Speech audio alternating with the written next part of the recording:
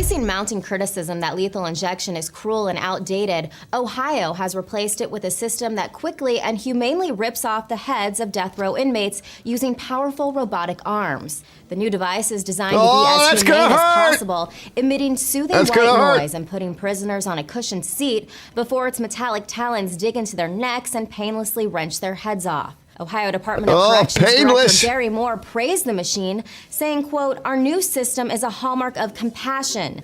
Now these deaths will be pain-free because the machine's claws are coated with topical anesthetic." Quickly pulling off a prisoner's head is considered less cruel than lethal injection, which requires 3 separate chemicals to first stop the prisoner's breathing, then paralyze their muscles, and then finally induce cardiac arrest, while this new method of quickly crushing the detached head ensures a mercifully swift conclusion. The machine has already been used at Ohio's Granville prison, where yesterday it executed death row inmate Carl Ray Allen.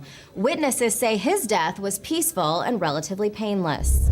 Mr. Allen was executed by head ripping. You're all covered in blood. Afternoon. He died instantly. The machine was fast, very fast. I've never seen anything move that fast. Psychologists believe the new method also eases the mental burden on prison employees.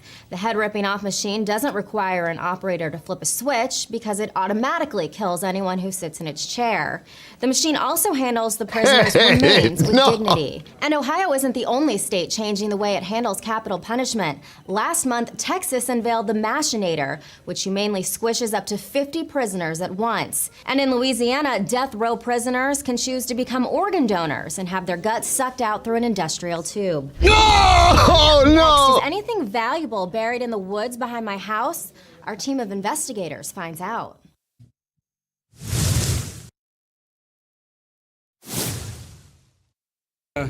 I was sort of raised in the Puerto Rican community at home. More than half the women in my cabinet, more than half the people in my cabinet, more than half the women in my administration are women.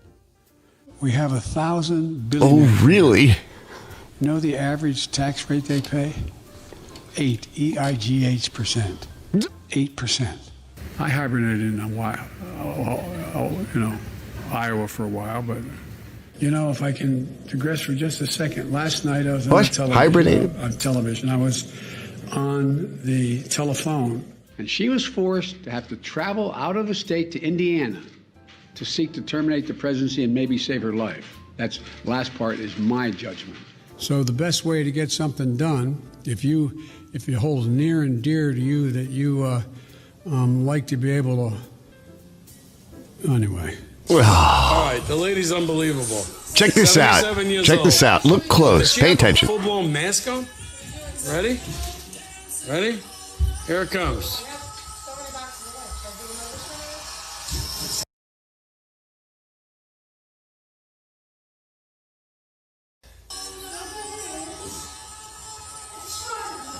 What the fuck is that?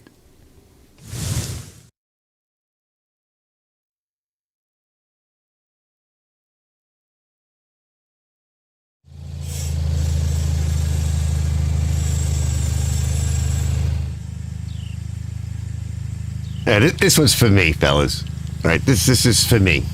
I don't care if you guys like the music or not. F yous.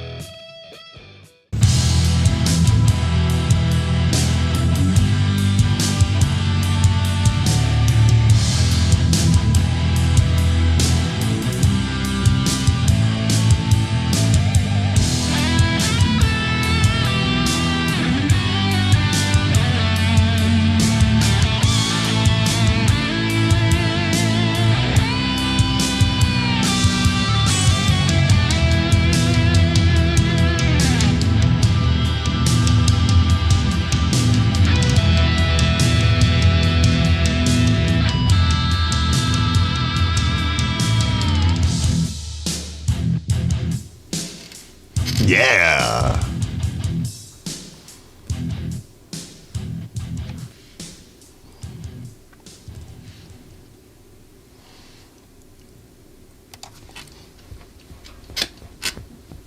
Yeah. Oh.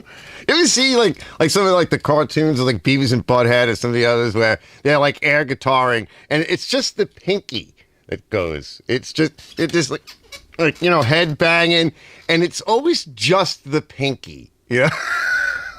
Let's see what you guys doing. Holy shit.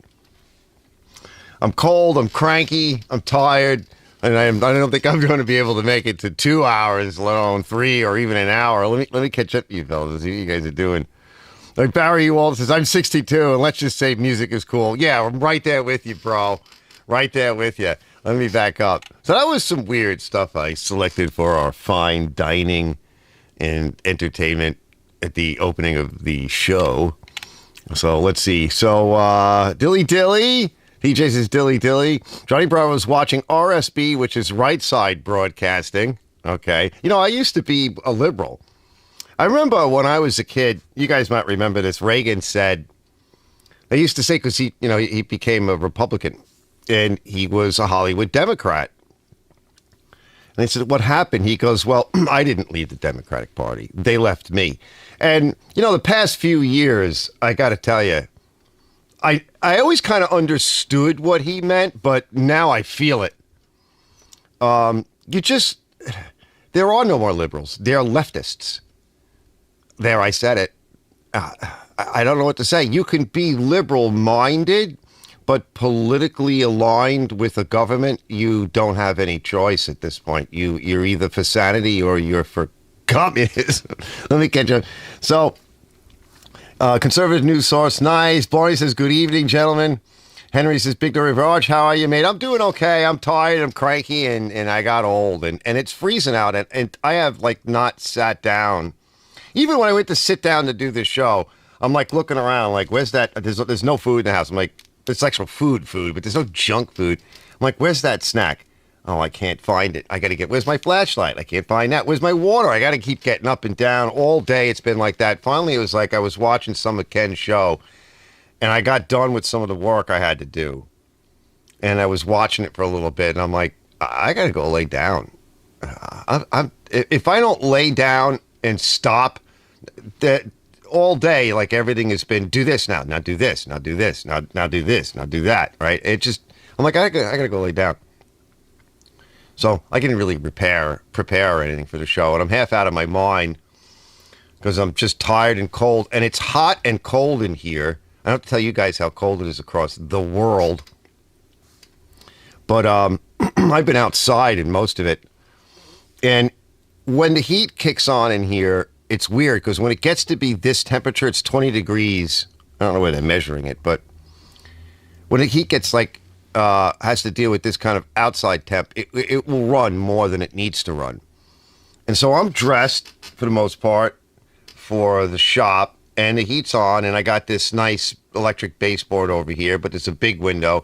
It can be a little drafty. I had to crack a window a little bit because I want to have a few cigarettes.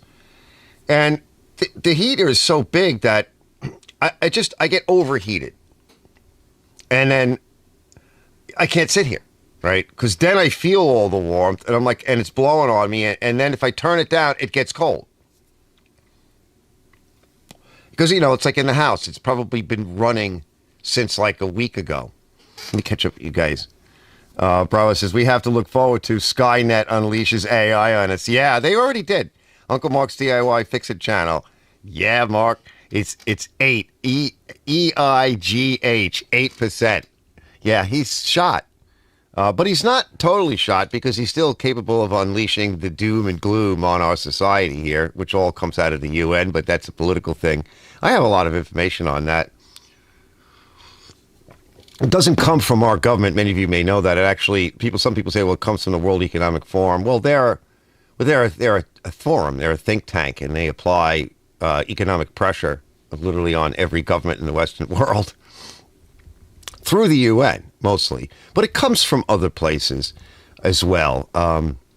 You know, the Club of Rome, a lot of this would come from there. In the early 1960s, they made a decision to change the planet. It comes from the Rockefellers and all that as well, the Rockefeller Foundations, all the money that's been building up over the years, money that they made on the American public and the people of the world that they will use against us. So that's just what they like to do, and it's just going to suck. Yeah, your poor president. Yeah, I know. Mark says you're poor president because you're up there in Canada. Look at you. Look at your dictator over there up in Canada. That guy's he's a weirdo, right? And you guys are going through the same thing. Again, it's going on everywhere. There's been protests just about everywhere, and more lately, it's been farmer protests in, let's say, Germany, and last year it was all that stuff that was going on with the Dutch and the Netherlands. Same thing. They want to, the Dutch represent about 30% of the food for the population of the Western world, predominantly in Europe, but we do get some stuff from them. And the Dutch government wanted to shut down the farmers, and they want to move in like modern, 15-minute cities into those areas. And they don't care. They're going to collapse the system. They're not planning on just replacing the system. I heard a statistic the other day, and I wanted to play you guys a short news. What's in the news? A short about all these electric vehicles that, with this level of cold, not only are the batteries not working properly, but the charging systems aren't working properly. So you pull up to a charging system, and like a Tesla charging system, whatever, and you've got problems there. And so these cars are getting stuck. Now, to be fair, this is not completely unlike what we used to go through more, I guess, probably in the 70s and in the early 80s. I don't remember the 60s because I was only born then. But, you get water in your gas, and you guys might remember, it doesn't really happen now because they put alcohol in the fuel. But remember having to put alcohol in the gas tank because our gas lines would be frozen when it would get like this. But by and large, that aside, that doesn't really happen anymore because of the alcohol in the gas. But by and large, the gasoline-powered vehicles today are at a pinnacle of technological perfection. I mean, yes, we could make them better, but not much.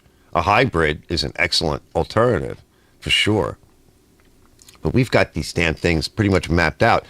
Another thing I wasn't aware of, and let me just hit a few more things here. TG, was that a mask-on share? Yes. That's what they're saying, and it could be because if you've seen Madonna's face, Cher's a little older than me. I guess what Cher is, what did he say, 70-something? So she's a much older woman. No, her face would not look like that. She'd have to be wearing a mask, or she'd have to be injected with an awful lot of Botox and whatever, and plastic surgery, and in which case, if you've seen what Madonna looks like recently, she would look like that.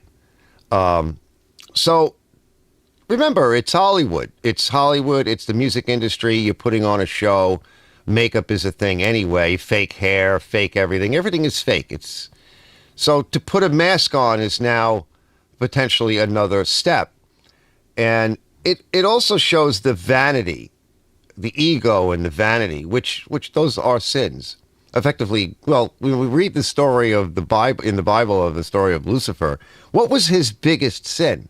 It was truly his own ego, right? Which vanity and ego, they're like interchangeable. And in these industries, that's what they sell. They sell the ego, they sell vanity. They try to sell some concept that is fake, effectively. That's what it's all about. And on some level, you really can't blame them because it is just a show. And you know what? Maybe Cher just said, you know what? This is just a show. I'll put a mask on and I'll look good for the night. I can take it off. I don't have to endure ridiculous, cutting of my face and Botox injections and everything. But I think most of us would just say, you know what? We don't care. You sing decent. You've been around for a long time. We basically like you. Suck it up. We'll still probably go to your concert. I mean, if you go to like a Pink Floyd concert or some other band, that's why I say like all the hair band rockers, that is not going to age well. One, you can't keep screaming like that for the rest of your life, right? And two, you know, you're going to gain weight. You're going to get out of shape. You're not going to be able to do a lot of this stuff. You know, if you're like Pink Floyd or something else, nobody really, or Allman Brothers, or, you know, even Lynyrd Skynyrd's going back around again. We don't care what you look like. We just want to hear your music. We never really watched you anyway for your looks. And, you know, a lot of these bands with all the fire and explosions, that's all nice. It's a kind of a neat show. But at the end of the day, is that what you're going to do when you're like 50, 60, and 70 if you want to come back out and play again? No, because it's going to be pathetic if you try to do that. It is a young man's game or young lady's game. Let's see. Tony says, look what I have on today. What does he say? Has he got, oh, Tony, you wearing a shirt? Let me see what Tony says. Hold on. Yeah. Let me, hold on. He's got, that's Tony. Hold on, let me show you. You can't see his face, but you're probably not going to be able to see him. It's glare, but he's in the channel right now. He's wearing the shirt. Archer's Garage, yeah, hey. Let me catch up. Cher wearing Madonna's face, and Madonna's wearing Cher's face. Donnie Bro says, good evening, everyone from freaking frozen subtropics of North Alabama. I know, you guys got... In fact, I was listening to somebody the other day, and of course a friend of mine that I know from gaming and stuff, and they basically got the weather that I didn't even get up here. It was like worse. See, the heat's back on again. I don't know if you guys can hear it. And I don't really need it. I'm not that cold, but it just wants to... And I turned it down. And I'm going to have to get up a minute. Barry says, good music. I thought so. Oh, whoa. It just like went all the way up. Even subtropics of North Alabama, even Darwin doesn't want to go out in this crap. 11 degrees, my back patio right now. Wow, really? My dog, though, loves it outside. You know, because that's the Alaskan Husky. That's how they are. He just sits out there in it, and he falls asleep in it. They love it. Barney says, is that today's snowfall, Arch? What do you got about the same? No, it was the other day, and it actually... Let's see. Uh-oh, my daughter is coming over. I might actually want to cut this short if she's coming over. Hold on. I'll tell you guys tomorrow. Oh, okay, she's coming over tomorrow. That was from the other day, and it actually snowed again, and it rained a little bit, but it didn't really do anything. It was weird. It's like below freezing, and then it came up a little bit, which is what it does here. It snowed, it rained, it snowed a little bit, but it didn't really do anything. It didn't like leave anything, so to speak. It just kept whatever was there. But that day when I was testing that thing, it was turning to slush, and I'm glad that I moved it because it dropped to below zero, well below zero, 10, 15 degrees below. And when it gets wet like that, and it rains, and it snows, and it turns to slush, it basically just lays there like concrete. So I was like, well, perfect, because I have not really had a chance to test out this machine. So I got the big snow thrower, which is outside. I'm hoping I don't have to use it, because that's a hassle. But either way, I'm ready. At least it kind of works. And pushing all that stuff around with the double chains, I didn't even have to tap on the posi rear, you know, the locker in the back. I didn't ever need to do that. I never noticed anything like in terms of in the mud or the icy areas. It just went. And it was pushing pretty heavy stuff. It doesn't care. It was like at an idle, you know. It doesn't care. It's a very capable machine. Mark says, warm snap here in Manitoba, positive 10 degree Fahrenheit. Wow. Yeah, it's just cold everywhere. It's nice for a week. You know, I mean, I like winter for a month. You know. TJ says, Barry Walt says, I'm 62 and let's just say music is cool. Thanks, Barry. The hoodie in green is really nice, Arch. Looks good. Yes, thanks, TJ. Thanks to TJ. I was just thinking about, you know, the greens for the cooler months because you don't want to be wearing a black T-shirt or a black hoodie. I had my black hoodie on today, and I was out early this morning. I'll tell you guys about that.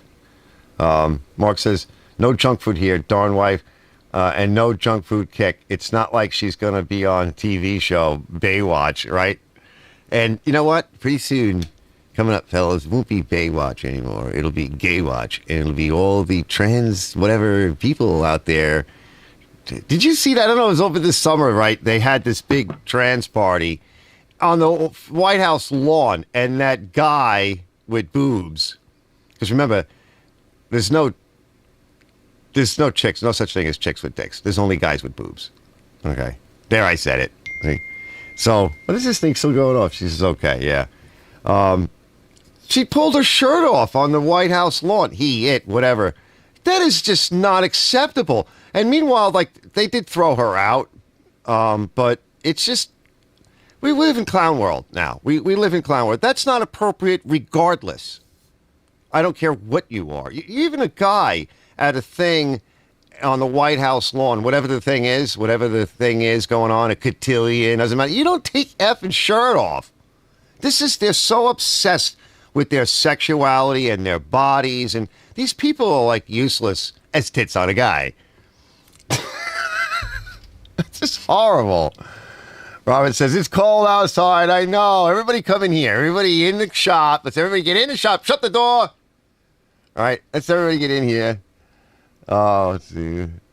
I know. I just have a little bit of junk food. Imagine being a Russian soldier hiding in a foxhole for weeks on end, freezing your ass off and for no good reason. I know. Yeah, they're all. So that was another thing, too. I don't know if you guys heard. Hold on. Our prime minister had his wife split from him a few months back, and he's a piece of work for sure. Yeah, he sure is. He is a mess. He's the one that said how much he admired the Chinese communist system because you can just get shit done. Yeah, like a dictator. Yep, you don't have to ask for permission or try to get something passed. You just tell everybody what you want, like a king, like a dictator, and they just have to do it, or you're done, right? Brett says, dilly dilly. Bravo says, I had a Winger concert here a few months back. Awesome. Capsulati. Yeah, Winger. I remember Winger. Sure. We used to call some of the bands posers. And in a way, you could almost say that, like, Cher is being a poser. But it's these false expectations that they set up. Let me drink some more water. Now this thing is just going to keep going. Ding, ding, because the girls are chatting. Just for your information, a slight buzz in your mic. Is there? It's probably this. Here, let's turn this off. Hold on. We'll get to that. So I've been trying to work out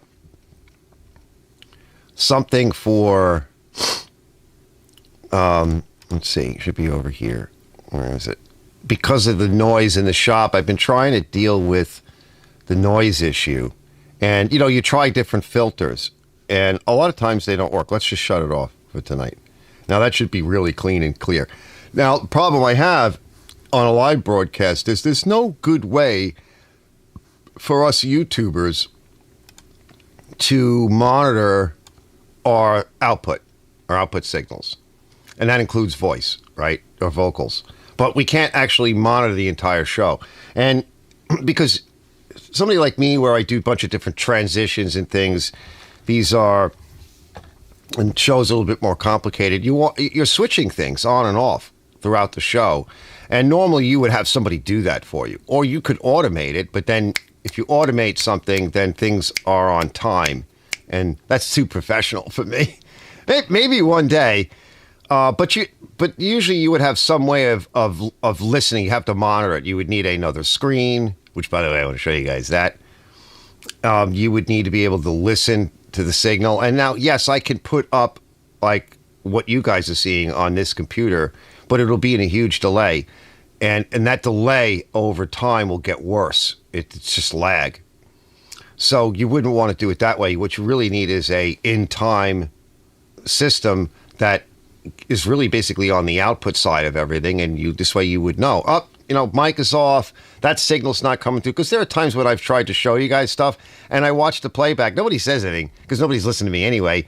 But I'm watching it and I'm like, where's the picture? Where's the little video feed? Where's the camera? You're on something else. Why didn't you catch that? Because I have to watch this monitor, I have to watch that thing over here, I have to watch this monitor over here, and they're all doing something a little bit different. So that's why it gets confusing.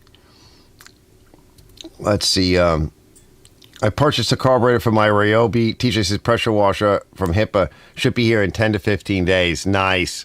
Coming from China. Wow. What motor is it? Is the Ryobi using like a Honda? What motor is the Ryobi using? Brett says Lola and Company. Yeah. Hair bands. Get Chris to join us tonight. Chris who? Who's Chris? Oh, Christina? No, she's at home. I don't know what she's doing. She's cranky.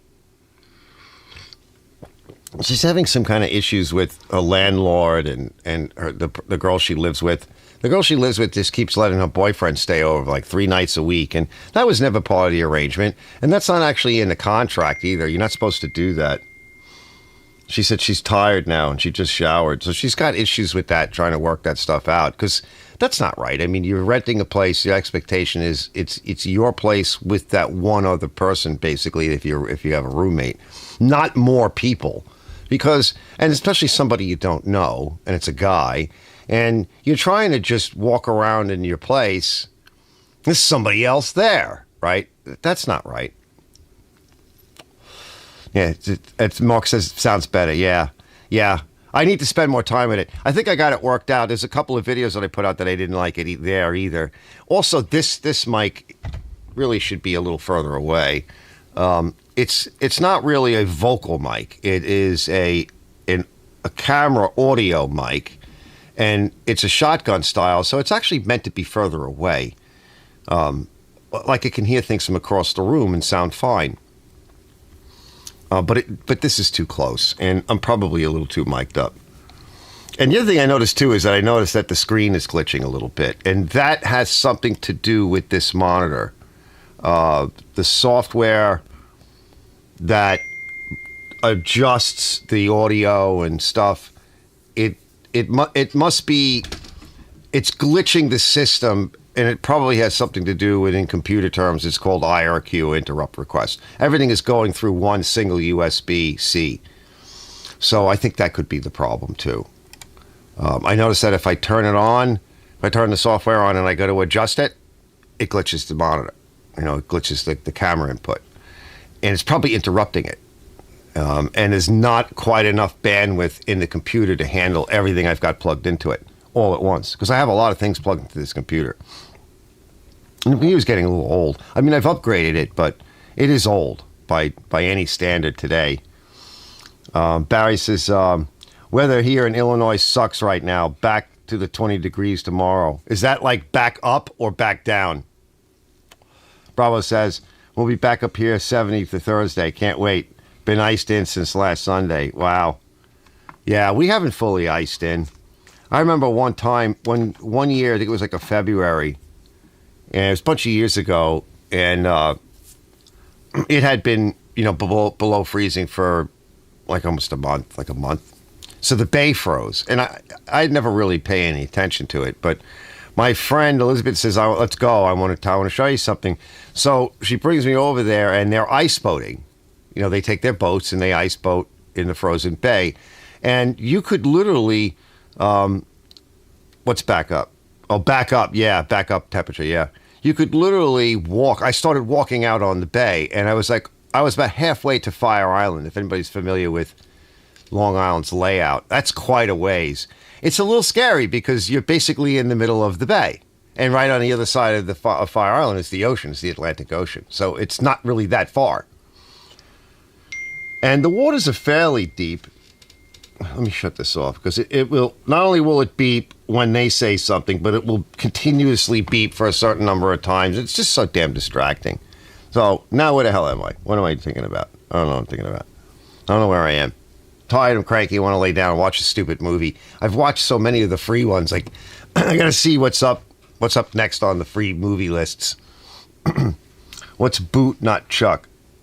Boot Not Chuck. What's that? Brett says. Boot Not Chuck. Up, Chuck. Well, let's take a look at the batteries freezing over. I just wanted to play this news short. So today, this week in the news, right? Your battery car, something to look forward to when we all have battery cars. Let's see if I can find it. Let's see. I'll find it somewhere here. Do I have it here? I don't know if I have it here. Yeah, no, I have it over here. Yeah, we'll put it up on this. Yeah, here it is. Let me set it up. Hold on. I'll set it up on this monitor. I'll set it up over here. Can I put it on this monitor? Or should I put it on this monitor? Let's see. Yeah, put it on this monitor. Yeah, put it on that monitor. We'll see if that works. I don't think it's working either. There we go. That might work.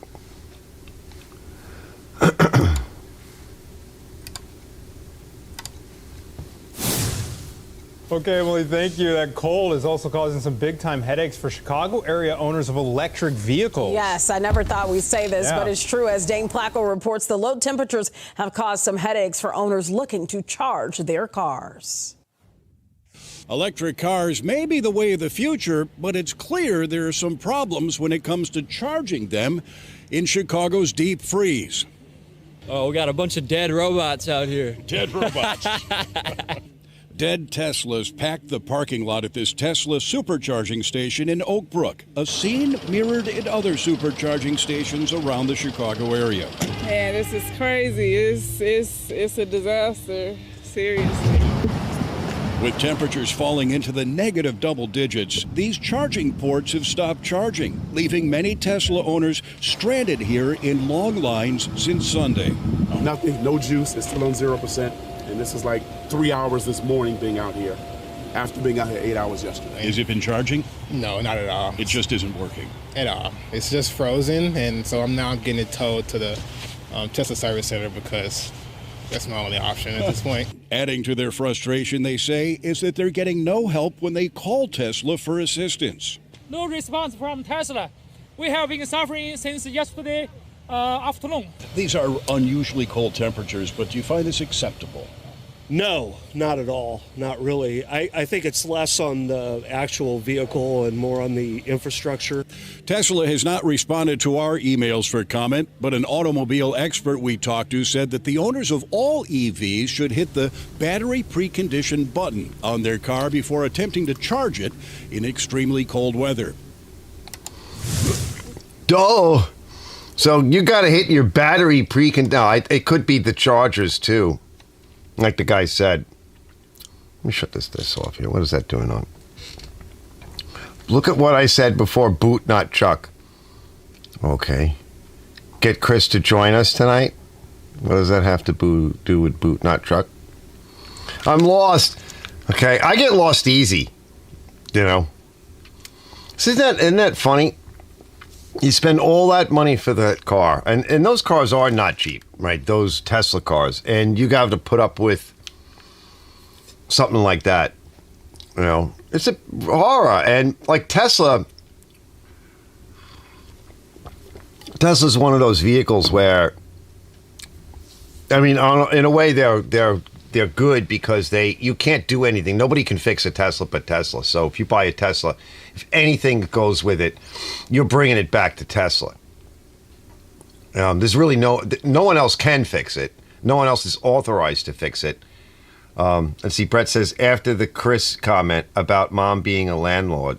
But who's being a landlord? I didn't see anything like that. I don't see any comment like that. Maybe you didn't hit send. Or whatever. Yeah, I don't know. No, there's some guy is a landlord. So her landlord is a guy. And she lives with a friend of hers. So, yeah, I don't see anything like that. That's why I'm so lost. Yeah, what a pain in the neck. But they're nice cars, you know. They really, Tesla knows how to make a decent electric car, but they're really expensive. And then, of course, you're stuck with having to bring it back to Tesla, wherever Tesla is, however far that is, and having to deal with all of that. What a pain. There goes the heat again. Like, it just literally shut off. Like, hold on, let me turn that thing off again. I got to just turn it down or something. It's just too much. Hold on.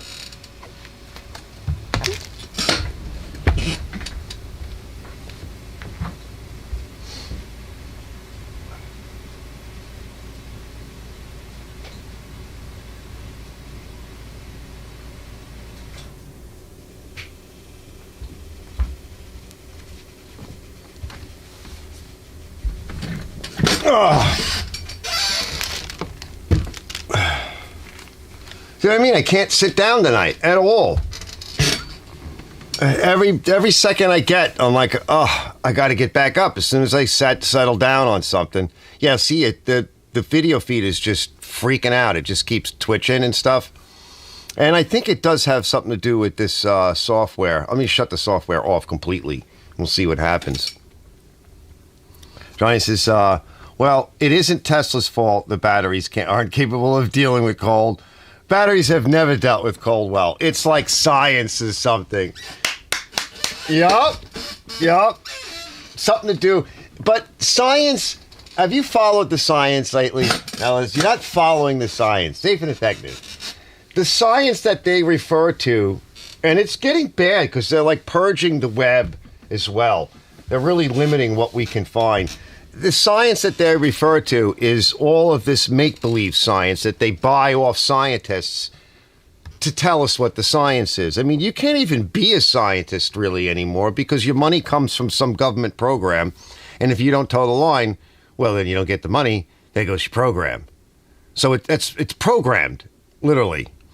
Let's see, Robert says, got through watching the video of Chris Stapleton singing the Star Spangled Banner from Super Bowl 58. Really? Wow, that's going. Bowl 58. Yeah. I kind of know who that is. I don't watch the Super Bowl, but I don't watch any sports. And lately the Super Bowl has just been, all their halftime shows are all Satanist stuff. So I don't watch that crap either. I won't be part of it. I just can't imagine sitting. Some of these things literally are Satan worship routines, and it's like sitting in the Church of Satan. And I won't touch that. Our old buddy Scotty Kilmer has a vid out today of the new nanotechnology batteries. If you can understand his voice, it's pretty good. Yeah, I know he's hard to listen to. I can't. Sometimes I can't understand him. Well, yes,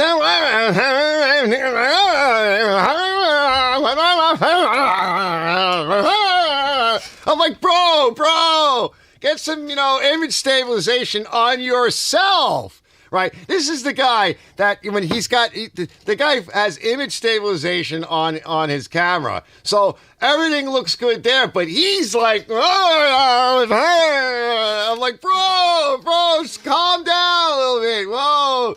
Slow down. He must be on a lot of coffee and shit. Maybe he quit smoking and he's like on some other drug now because that's what happens to us smokers. It varies exactly. I know, right? I should practice his voice. Every now and then I can nail a voice or something like that. But he's totally like that. And like when I watch him, like, because here are the monitors, right? So I'm like, I start to like do this. I'm like, I'm trying to get away. I'm like, I just need some space from you. But he's good, though. It's the stupor bowl. Yeah, because everybody's in a drunken stupor. It's sad. They ruined the game. The best thing to do is throw those people out, right? Everybody should get up in a halftime show and leave. Go out to the parking lot, have some fun, and then come back for the actual game. And that would send a fucking signal. I can do a good Terrell shop impression. Nice, Brett. Yeah, Brett, I saw you went on your own live thing for a minute. And by the time I noticed it, I went and clicked on it and I heard you say a sentence and then you were off. I'm like, what happened? Right? I just wanted to see what you were doing because I was sitting here working on something, probably videos or whatever. And I'm like, oh, what's that? Brett is live. What's Brett doing?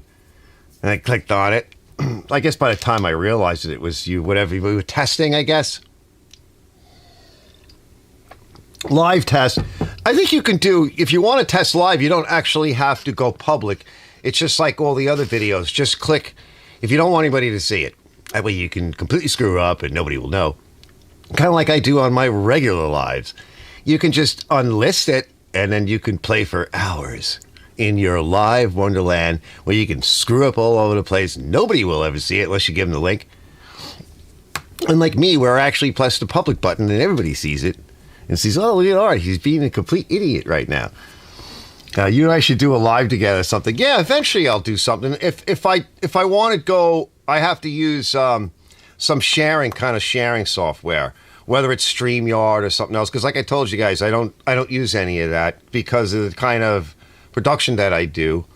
But also, I would rather do like an interview style. Like today, I was watching Ken's live, and it definitely got hectic after a while. When that fellow Phil or whatever came in, it was just off in its own place. And if you weren't part of that, you were just sitting there. It can happen. You have a lot of people up. It could turn. I was talking to Renegade about that the other day on his live show, and he doesn't actually like the all up stuff. 1 or 2 people, maybe 3. He says it just turns into, I forget what his words were. I don't know. He just gets crazy, something like that. Super Bowl is an awesome excuse to have a bunch of folks over, drink a bunch of beer, grill a bunch of food, and have a great time. Game is incidental, right? I remember going to a lot of Super Bowl parties and stuff when I was younger. The game is cool, but we never had halftime shows that were from Satanists, incorporated. That never happened. It was some, like the twerking and everything else. Like Super Bowl was supposed to be, what was it last year? That guy dressed up as Satan. He's that gay dude from England or whatever, and everybody's around praying to Satan and they're twerking their asses and I remember many years ago you had what did they call those things when the boob fell out of Janet Jackson's? What they like clothing? What malfunctions or something, or just stupid crap. This is how they start, right? This is how everything starts. I said the same thing about gay marriage, right? It was the same thing. I'm like, no, gay marriage is wrong. Well, why is it wrong? I said, first of all, marriage itself is difficult, and the state got involved in marriage. So that's the first problem. The state got involved in marriage because the state gets involved in everything. That's exactly what's happening today. The state wants all of your money, all of your attention, wants to control everything you do, controls the internet, control. So that's the first thing, is that no, the state should not be involved in marriage, number one. Number two, marriage is defined. It has a definition. It's between a man and a woman. And progressives always take, not only do progressives make up new words, what they do is they take existing definitions and words and fucking pervert them and change their definition. So I'm not a fan of that. I believe in vocabulary. I believe that a word, imagine doing that. They do this with the social stuff. Imagine doing that with, like, let's say science, which is what they're doing now. Let's just redefine that. Well, can you imagine if steel wasn't steel? Like, let's just redefine it. Well, what did you make the jet aircraft landing gear out of? Well, I don't know. Something that years ago they used to call steel, but now, I don't know, they call it something different, and it's not really the same thing. Well, what the hell is it? What is it now? I mean, you can't do that in the real world. It's this fake, weird, imaginary world. And 50% of the people don't get married, and 50% of the people get married and then divorce.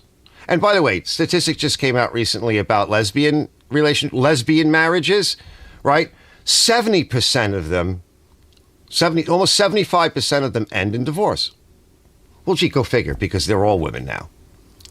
And 80% of the divorces in heterosexual relationships are driven by the women.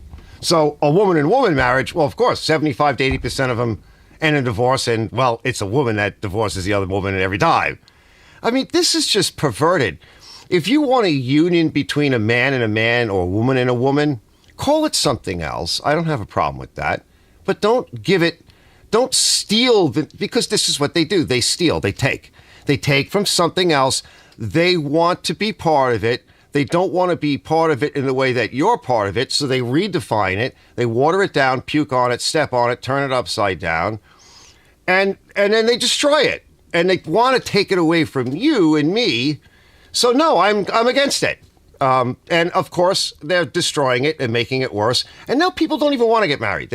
You got young people today and just people in general that just like, fuck it, I don't want to get married. One, because the state's involved, like with here in New York, where they literally tried to wipe me out. And they sold my ex-wife on the idea of this. Yeah, destroy that guy. See that guy? Now that you're getting a divorce? Oh, he's not doing so good? Well, destroy him. Take away everything, destroy everything. And you know what? Ultimately, the lawyers get everything. Once again, working for yet another corporate entity. No. How about no? All right. So I said no to it years ago. Some of my liberal friends were like all over me. Right. And I'm like, dude, I don't care what you say. You know what? Don't be my friend then. I don't know what to tell you. You know, that's your decision. Let's see.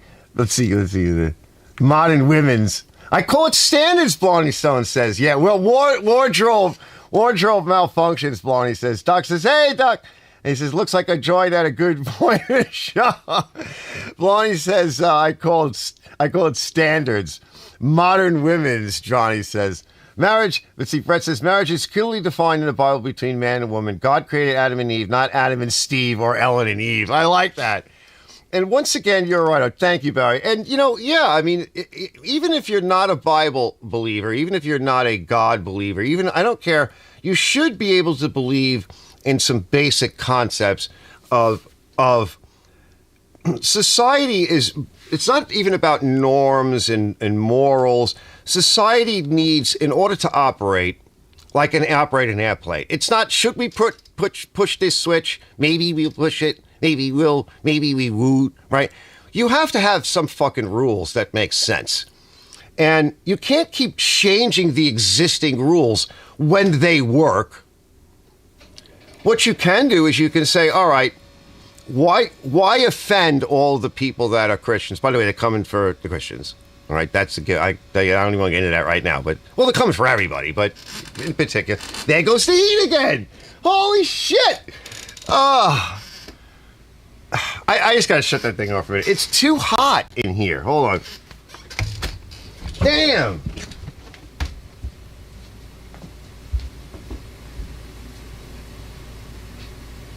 Yeah, I gotta shut it off. It's gonna get cold in here in a little bit. It's gonna get real cold, but better that I leave it off for a little bit. Plus, it's although the heat is vented to the outside. Another reason why I have the window cracked is because it's makeup air is from in here, and it's a big heater. And smoking or not, it'll suck the oxygen out of here quick. Let's see. Marriage is clearly defined. Once again, you're right. Bravo says it's simple, Archie. If you have an X chromosome and you're in this group, and you're not right. You're not in the group. And a Y chromosome. Yep. Same-sex marriage is a nasty thing. It can be, but look. It's not nasty in a sense of I ain't doing it. You know, I don't necessarily have a problem with it, but like I have a couple of friends that have been married, same sex for years, two guys, and for years. And let me tell you guys that's a gross story. All right, my friend. I won't say his name, but my friend years ago used to cut my hair. So when he had the apartment across the street, my friend's house. Kept it really nice. Really nice guy. Good-looking guy. Very smart. I liked him. I like him. You know, I haven't seen him in a while, but really nice guy. So I go over there one day to get my hair cut. Cutting a blow. So I go over there, and as he's opening up the door, and the hallway is very narrow, and then the bedroom is like literally to the right, and then in the back is the kitchen dinette area. So he's escorting me in as he's escorting his male friend out for the evening, all right? And we're all kind of coming in and going out at the same time and trying to get around each other. And at the same time, Richard shuts the door to the bedroom. As the door to the outside opens, and I'm coming past, getting close to the bedroom. I can almost see it as he's shutting the door. We're all scuffling past, say goodbye. And what it did was it created air, a huge amount of air movement into the bedroom, out the door as the door is shutting, and past me, my gigantic nose, and out the front door, right? And what was the odor? It was man love. It was man love. Oh, God, it was a night of man love. I was like, ooh, it was horrible, right? It was Heine love. Give me your Heine love. It was just horrible, right? So talking to the fellow, I'm like, bro, you got to stop this, right? You got to stop this. This enough with this. And meanwhile, this was like in the era of AIDS, and they had just buried a nice young lady. We're all young, right? We didn't really know what was going on. Nobody did with the whole AIDS thing in the AIDS community. And she died. You know, what would happen is they would get like Kaposi's sarcoma and really wicked cancers that would rip you to shreds. I was like, bro, you're a smart guy. You're a nice guy. You going to tell me that this is the life that you want? Like you can't find somebody that actually cares about you and that you can care about, and that this is the level of interaction you really want? How long do you think is this going to go on, right? I said, you're a good person. Go find. He's like, I don't think there's anybody out there. They said, don't sell yourself short. Well, he did find somebody, and they've made a life together, and a lot of them are very normal in a lot of ways. Like they want the same things. But I think the larger problem is like, well, why is let's say the people on the left or that are more liberal so vulnerable? They just are. They're very vulnerable to these very wicked ways, especially coming from the very far left, which are communists. They just are, because they're much closer. It's much harder to jump all the way across the aisle to the far right. You're not going to get them to move so quick. So if you are way on the left and you want to influence somebody, you're looking for the most vulnerable in society, and they get preyed on. And that's exactly what I was explaining to him. I'm like, you need to cut that crap out. Go find yourself a decent person. And you are a decent person. Behave as a decent person. Start with that. Because you know what? You'll go from being a decent person to not a decent person if you keep behaving like this. Where is that going to get you? In a box with cancer? Nobody really understood what the AIDS virus was. And even to this day, it's still under a lot of controversy. And by the way, guess who was involved in that? Can I say the word Fauci? Yeah, that same guy, right? Doing the same crap. And even the guy, that French guy, Montagnier, I think his name was, one of the guys that invented the so-called, he said, he died recently, right around the lockdown period. And he said it was all bullshit, okay? This was something, they never isolated any virus. They were never able to do that. They never do. You can't find it. It's too small. There's nothing to see. It's so small, there's nothing to see. It's not like a bacteria. It has nothing to do with that stuff. So he came out and he told the truth before he died. Yeah, to get his conscience clear. But they buried that whole news thing. They just buried it. They didn't want him. I think he was a French guy. Luc Montagnier. There were two guys that got the Nobel Prize for that, and there were two people that worked on it. And they basically bent the rules, and this is what they do. Let's see. Let me catch up with you guys. There's nasty. Arch got done, spun up, and got hot. Sorry, fellas. Lick a lot of... ooh. That's a good one. Yeah, I'm getting all revved up. Because it's just crazy, It's just so bizarre. And why would you want to live that way? Like I said to him, don't you want like a regular, normal life? To whatever degree as you define that. You think you can keep doing this stuff? So, yeah. They don't want you to settle down. They don't want anybody to settle down. They don't want anybody to be happy. They'd like it when we're miserable. I call them the death cult. Let me see here. I think I had something else I wanted to show you guys. Yeah. So I was out this morning. Let's see. Yeah, it got hot in here quick. That thing is hot. Oh, yeah, I got something. Did I put it up? Hold on. Check this out. This is like Monday. Let's see, did I have it? Let's see, I thought I had no plow, time right monitor, pre-game monitor, share, re-break up this monitor, right cam. I don't think I put it up here. Let me put it on this monitor. I thought I saved it. Maybe I didn't move it yet. To the pit of misery! Dilly dilly! Let me check. Yeah, I might not have moved it. Check this folder here. Here it is. Yeah, we'll put it over in this. Now check this out. This is like Monday morning, like 6 o'clock, 7 o'clock in the morning. It was just after sunrise. Let me cue it up. Let's see. Let's see what you guys have. Okay. What do you call a gay Eskimo? A snowblower. Robert says, I had a friend a few years ago, a hot girl, and a Japanese text as a tramp stamp. Oh, I got you. Tattoo, lower back. I asked what it meant. She said, exit only. Nice. A lesbian Eskimo is a Klondike. Oh, shut up. Yeah, check this out.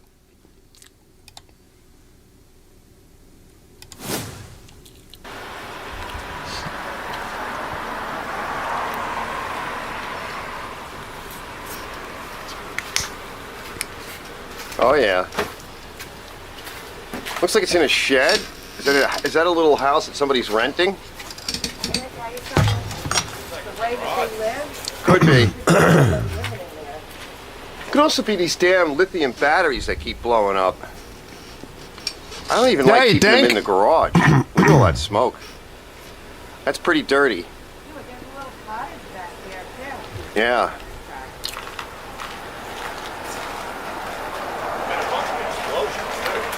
Yeah. Yeah, it was exploding too a few times. You'll hear one pop. The other thing too is people live in these little places. Yeah, and they do. Use electric heaters.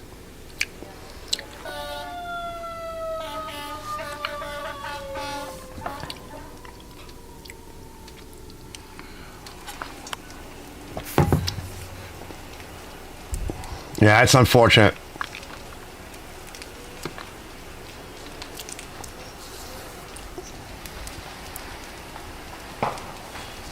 Oh, there's a pop. Whoa. Yeah, the DeWalt booth at the Equipment Expo!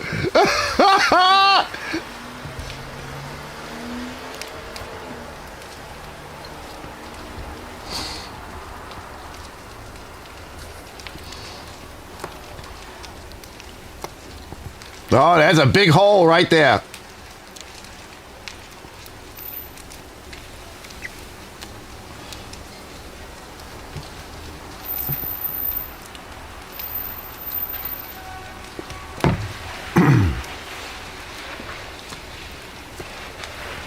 I think I'll tell you when it stops. I think I know what it is.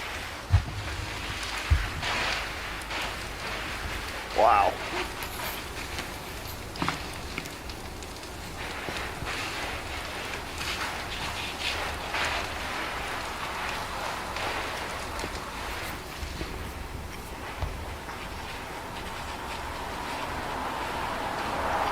And it's still burning.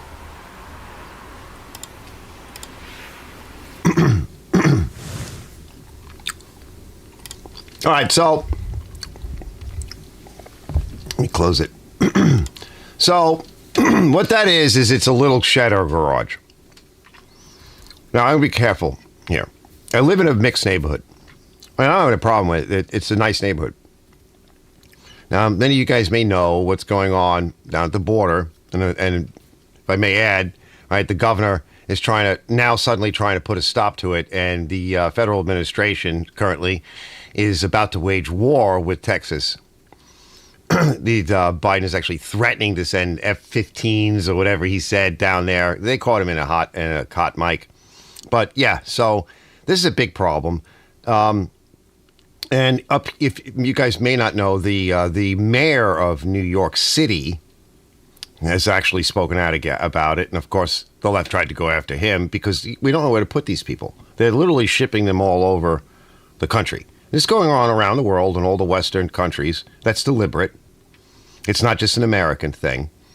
And so it's been happening, but here in particular, it's been going on for quite some time, which is one of the reasons for why Mr. T wanted the wall was to control the situation, because it has a lot to do with trafficking of human beings and smuggling of drugs.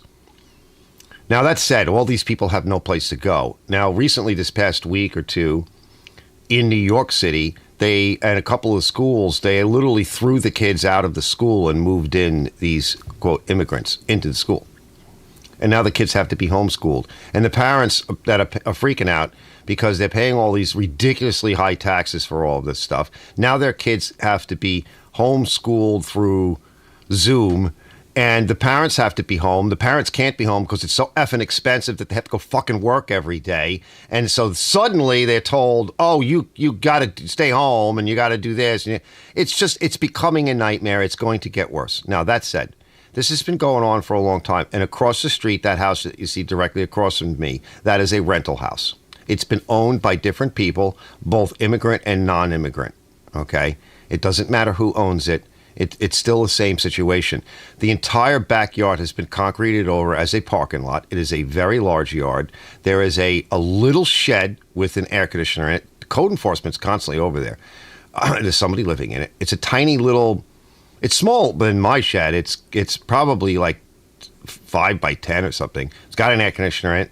The little cottage has got a whole bunch of people. The house itself is packed. They live in these sheds, and it's got really cold, and they're probably heating it and cooking in it with open flames or electrical burners in a small room with bedding and electric heaters. And it doesn't take much to set something on fire. You can't be living in these situations. And for many of these people, it's better than where they came from. I understand that. But it's a danger and it's a problem. When I first bought my house, I remember we came out this way, and I really didn't want to live here. It was a shithole. It literally was. I said it years ago. I said I would never live here. And then they started to go through a renaissance. We went to see a house, and we sat out in a parking lot, an empty area, which was back then was more common, but now there are no empty areas. What's there now is a Taco Bell. But at the time, we sat in this empty lot out on the corner of a somewhat main road and looked across the street, and we're looking at this house. And it was within our budget, and it had a lot of cool, neat features to it. It even had a lift in the garage and everything. But I said, we're looking at it, and I'm going to my ex-wife, I'm going, we don't want that. And she's like, why? I'm like, well, look right next door to it. It literally has, the sign says, world's largest transmission shop. All right? I'm like, do you want to live right next door to the world's largest transmission shop with the air wrenches going off all day and the people are coming and going and everything? Well, on the bottom was all these bays with transmission repair and whatever else. And up top were all of these rooms where they were packing in all of the immigrants. And eventually it caught fire, and a whole lot of them got killed. And, of course, around the corner from my friend Liz, she lives on basically right off the same road, but she lives down a block or two, whatever. And right up the block, are all these bordellos and everything. This is what's going on. There's problems out on the street. We have often problems in Main Street at certain times. This is what's going on. It will destroy your neighborhood, but that's the intention. You can't, it's not that you can't mix the two, it's that how do you mix the two? There's a language barrier, and then there's also the way they live. They don't earn any money. So that's what the far left is really hoping for, because they want to give them these universal basic incomes to the tune of $2,000 a month. That's what a family, there's two small families in a house next to that, and that's also a rental unit. And when I spoke with a real estate agent, she said that those women with their children, and there are men around, but they're not married, they get they get $2,400 a month for rent directly from the state of New York, which goes directly to the landlord. Then they get all the other benefits, simply because they're here and they have children. when I went in to try to get help for my situation when I was dying, they told me maybe if you have liver cancer, come back when you lose everything. So it's a one-sided street, and this is what's going to, these are the kind of things that happen because there aren't enough code enforcement officers. I actually went down to the town at one point a number of years ago where they owned, at one point, the same landlord who was Latino owned both of those houses.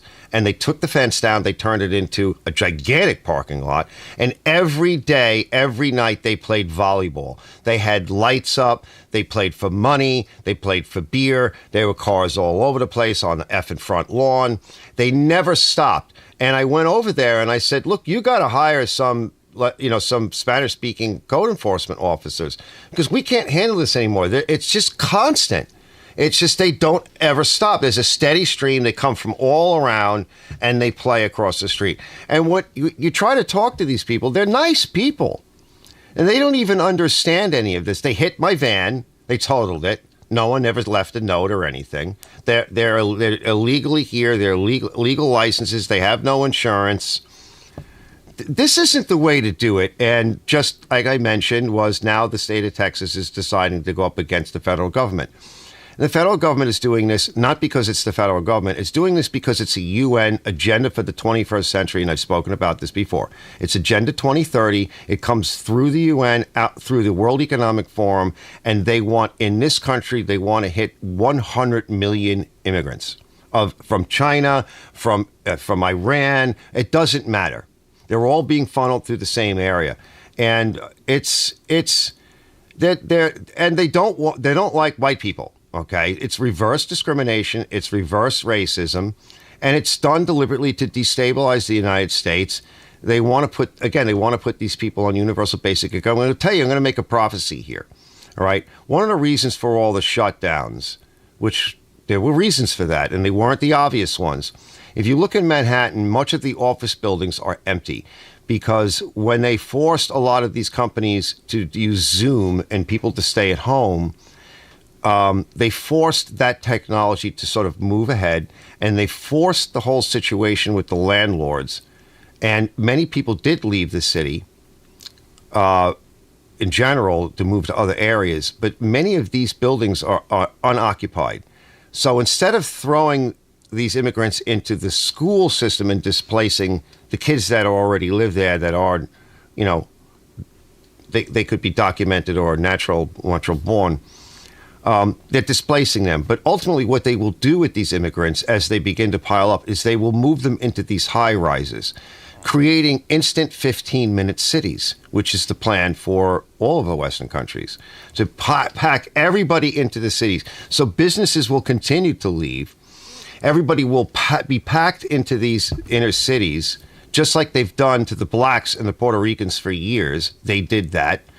And forcing these people into these economic zones, and there'll be no-go zones because they won't be able to get out of their economic condition. They're not going to get a slice of any American pie.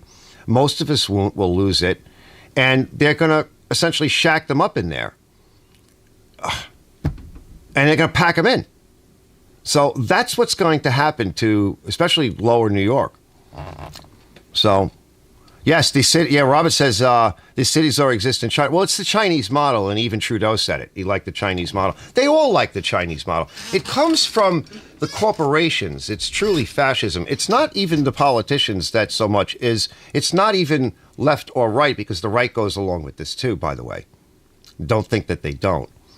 It's the corporations have money scenarios set up to get into the future. And they are the ones that want all of this real control. Why? Because of the money. The Chinese model, though, does not work either, right? Because as we see with Evergrande and that's falling apart. They ripped off the Chinese people because many of the Chinese people that wanted to live in the cities, because if you can imagine, and the same may be true for the immigrants, if you imagine you live out in some rice paddy somewhere where you have no services, the alternative to that lifestyle, which is, not rural, it's off the grid, okay? The alternative is, can I come into the city, work a little bit, and get a loan or whatever and be part of this great buildup of China? And the answer was initially yes, right? So they bring all these people in, and companies like Evergrande or whatever took all of these orders. You have to kind of pay up front for this stuff to happen. And then it all fell through, and all of these people in China lost their money. They lost that. You're talking, I don't know, like millions. I mean, it's really disgusting what they're doing to the people of the world. It's coming from the same place. It has nothing to do with left or right, really. It's just that in this country, we blame the left a little bit more because they're the ones that are currently in power, but they're being supported by the right. Don't think that they're not. Because it's one party. It's one globalist party is really what. It's why you see it in Britain, in the Netherlands. You see it in Spain. You see it in Portugal. You see it everywhere, right? In Germany, right? Look what they did to Germany. Now they're trying to shove the farmers in Germany out. They don't care, right? It's their own version of science, their own version of how we should be handled as the people of the world. And it's really unfortunate because we're all going to lose it. It doesn't matter how much money you have, because I have a friend of mine that's very wealthy and he sees it. He sees it. He's like, it won't be long before, especially somebody like me who's on the edge, you could easily displace me and you could take everything I have. Probably just for saying this, because that's coming next, right? Because now they're trying to control the internet, and particularly on the left, right? This is the speech. They don't want you speaking out against anything. So they'll call you all kinds of names and ad hominem attacks and tell you that you're potentially a terrorist and all this other nonsense just for being who you are. Because if you don't like what's going on and you say anything about it, they'll come after your ass. It's really sad. And they're starting with the most vulnerable, of course, right? Because this has always been the case. It's the same playbook throughout history, and it keeps playing over and over again, and we're back into it. So in the meantime, what you're going to see is stuff like this. You see the congestion. You'll see problems in the school systems. We already have it in our school system. There's no way to integrate this many people. And you see it in Chicago and other places. It's just too many people coming in consistently. We don't know where to put them. Now, where I am here, it's a little bit easier for us to integrate them. But I don't think that's the case in most places. Right here, it is a little easier for us. And like I said, most of the ones that I meet, they seem to be nice people. I like some of them are my friends. So I have nothing against them directly. I don't care where you come from. The United States is made up of people from all over the world. So let's not be elitist. But it takes time. And there's ways around a lot of it. You know, if people understood what was really going on, it has nothing to do with left or right party, truly. Because it doesn't matter. If the left wasn't in power right now, it would be the right that was doing it. Because I never liked any of the Republicans for many years. I didn't like any of the Bush regime. What do you think they were doing? With Bush Sr. talking about the New World Order. This is the New World Order. This is what he had in mind. Right? And that's a Republican.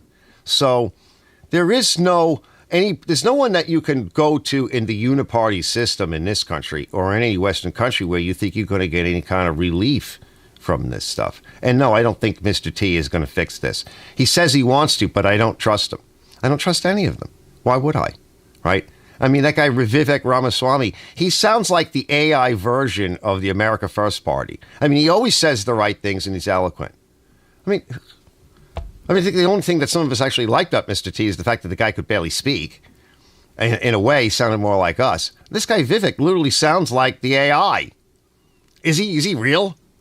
And by the way, he was trained by the World Economic Forum, and this man invested heavily in Canadian vaccine manufacturing, and that's how he's able to do what he's doing, because he made all that money on safe and effective. That didn't work. So they're all these people are you don't want to have anything to do with these people. Honestly, I wouldn't trust any of them. None of them.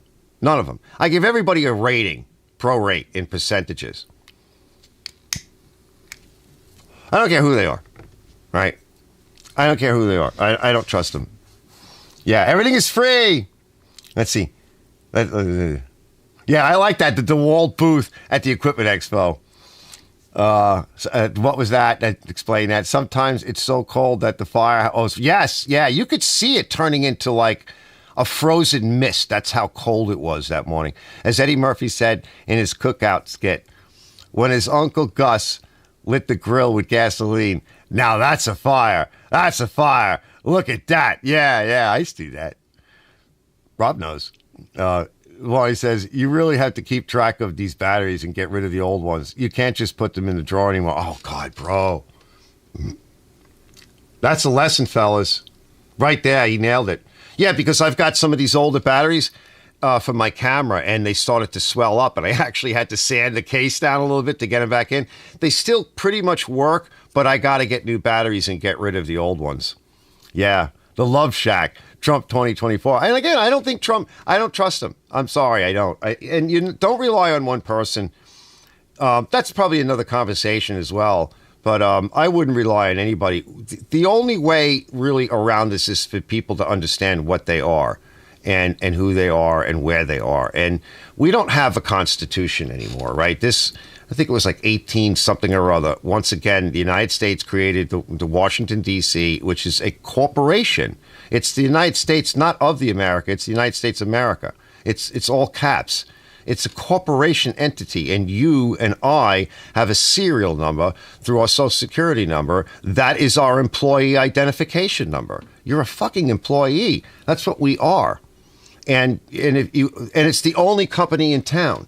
So there is no other employer to go to. And that's everywhere around the world. And that was the idea, is that there used to be you went to America to escape. But you can't, because you're leaving one corporate entity for another corporate entity.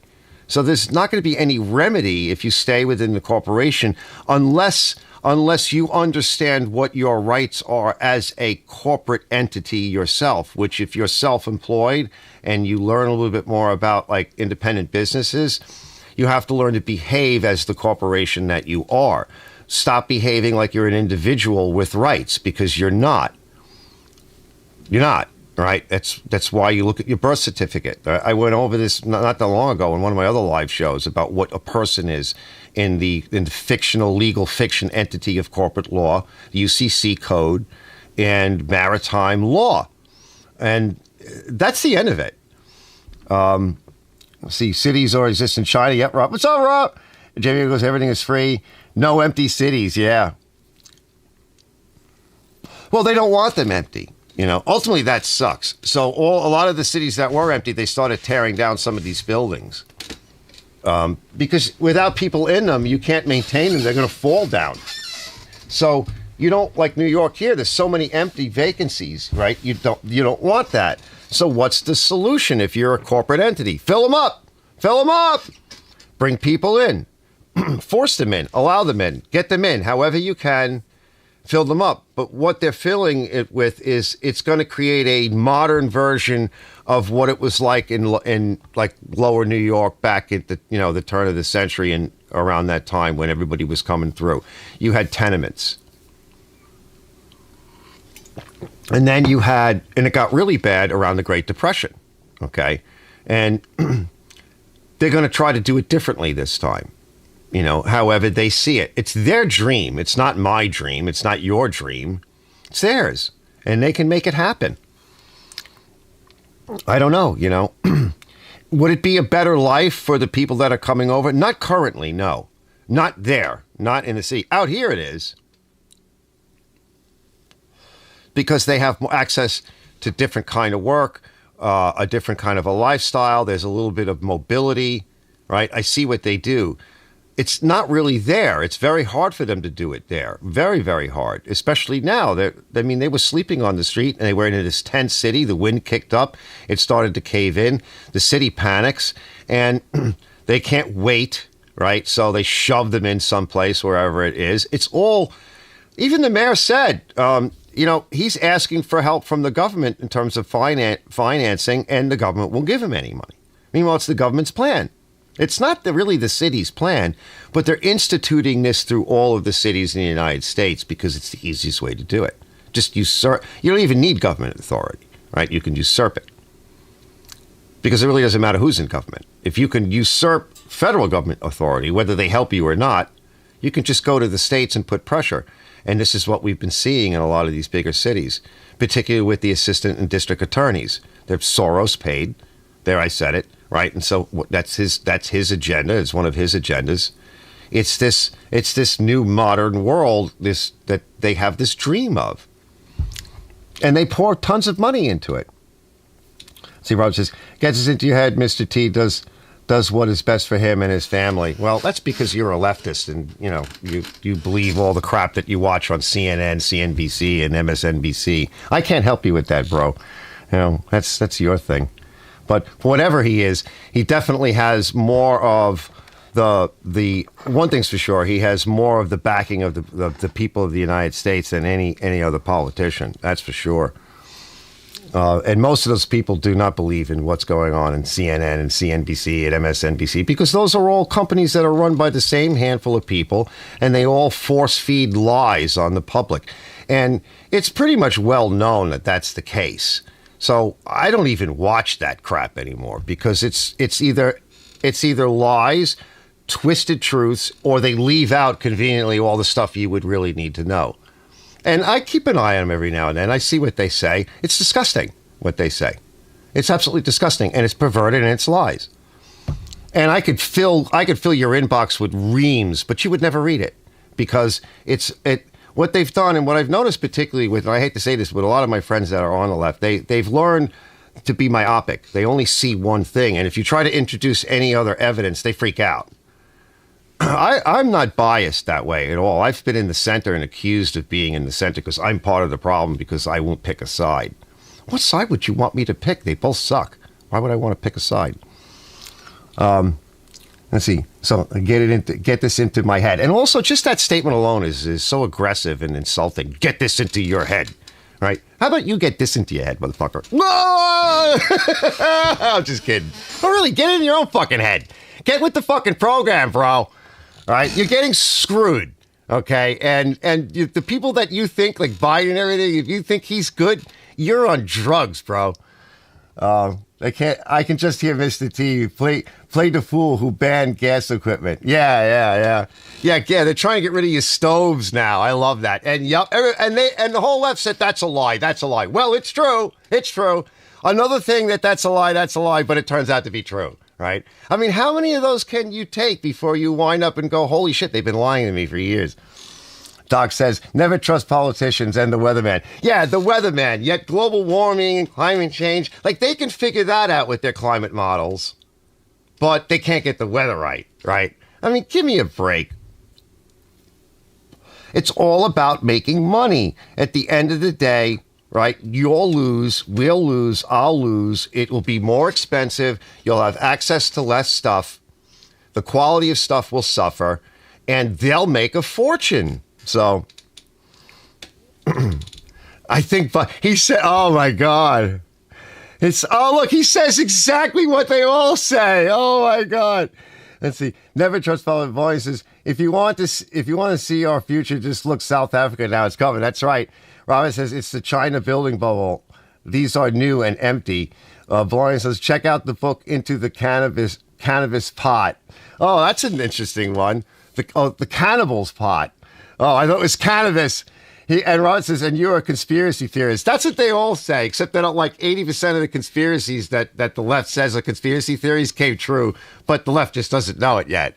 Oh, it's so pathetic, Rob. No, I think Biden is better than the alternative we're being offered. Oh, my God, dude, you are so out of touch.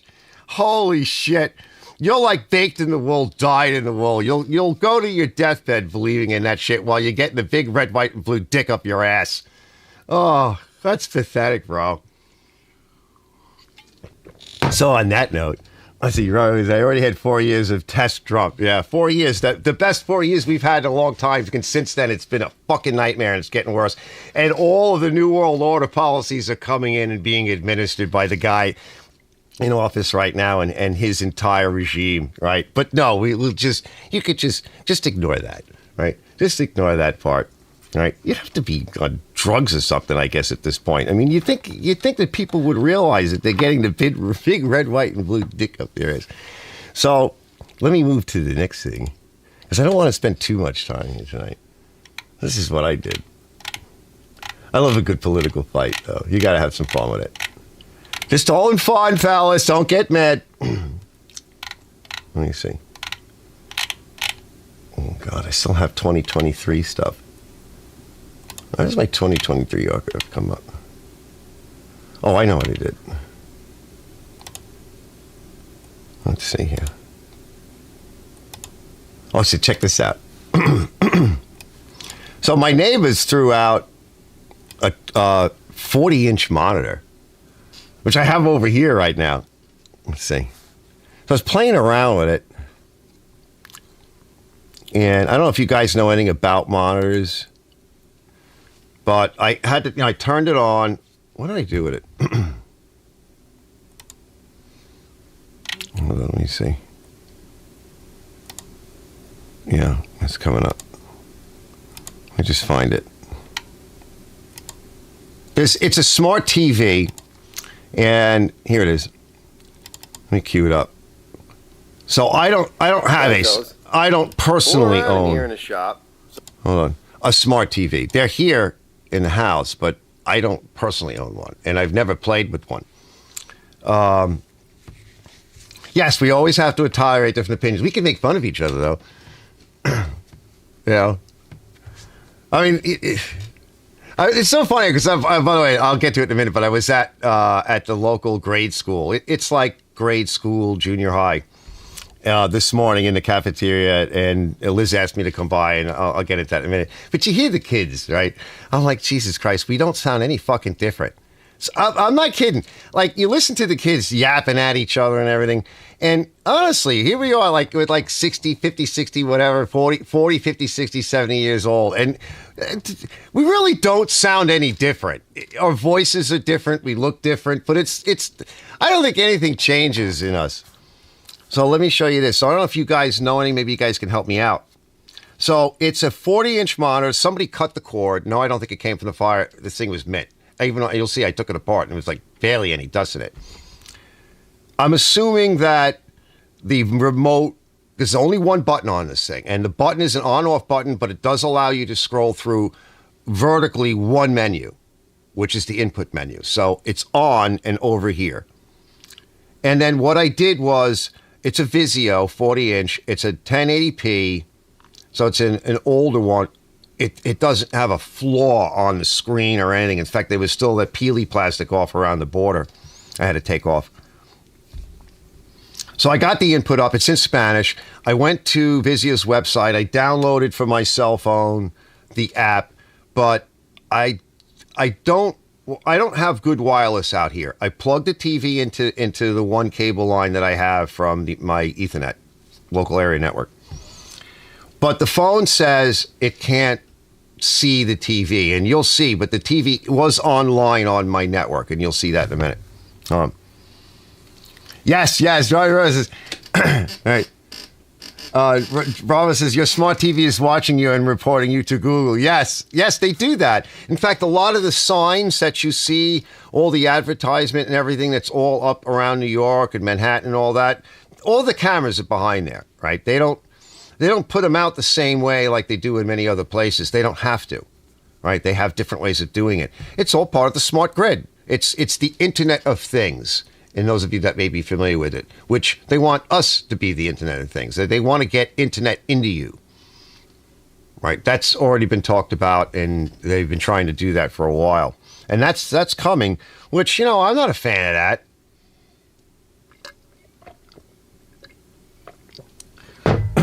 I don't need any more hardware. Robert says, people like me and Brett who are visually impaired are being treated like we are a dog turd on the upper class 30,000 rugs. I think I know what you mean. Like I said, when I went over to disability office to get assistance 3 times, they just said no, right? Yet all the people in there are all people of color. They all smell nice. They all dress nice. Nobody even had so much as an effing cane, fellas. And I'm going to tell it to you straight like the way I saw it. You make from it what you want, right? Because like I said, I know some of these people, and my friend Juan is a good friend of mine. And so don't ever tell me I'm racist. It's the other way around. Like they made all this affirmative action stuff to be one-sided and ignored literally everybody else. And now it's all about whether or not you're gay or you're trans or you've got a million different pronouns, and it's just bizarre. And then they're ignoring all the gays and lesbians and women. And those people are getting upset now, right? It's the same fucking playbook. Bro says sorting the collection data is what AI is going to. Yes, it's one of the many things. The incompetence of the government can't collate and collect the data. AI can, yeah, because the AI can do it on a completely different level. Again, putting more people out of jobs. Basically, he who treats people who are physically impaired will get their punishment by the end God himself. Yeah, well, it'd be nice if it started. Maybe we could just get started now. You know what I'm saying? So, yeah, I mean, they'll just ignore the rest of us, and that's what they're doing. And instead of bringing everybody into it, because it doesn't make sense, right? It's not sensible people trying to make sense. There's a big difference between somebody that is conservative or liberal in the sea of us versus those people that are in office. And like I said, stop thinking that they're the people that are like us. They're not. They're not like us. They don't think like us. They can't even have the debates with each other anymore. Like, they're just one-sided. And if we get like that, that's the end of us. That's what they're hoping for. So let me show you this. So I'm trying to get this going. I got it basically going.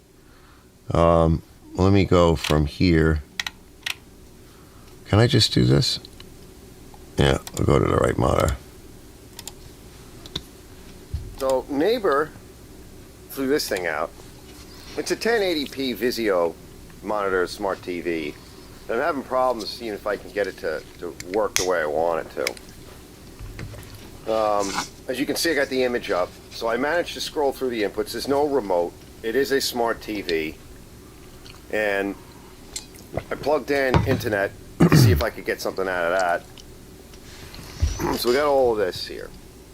It's a version, so Nombre del Mondello. So it's an E390i-B1E. And then I got it set to HDMI, so I managed to do that through this. There's only one way you can scroll without the remote, which is you have to pull the power button towards you. So its IP should be 192.168.0.23. This is the basic IP address default. And that's it. This came up after I plugged in an Ethernet cord. I tried downloading an app from Vizio, but I don't think there's any Bluetooth in this. And I don't know what the hell's going on with it. Like, the app from Vizio should be able to reach it through Wi-Fi, but it can't. Maybe because it's too far away. I don't know. But it's definitely up on my router because it's assigned at an address. Let me fool around with it. The worst case scenario, my biggest problem is what I really want to use it for is a monitor, as a confidence monitor. That's really all I need it for. I don't need it as a TV. I don't watch TV. I don't have cable.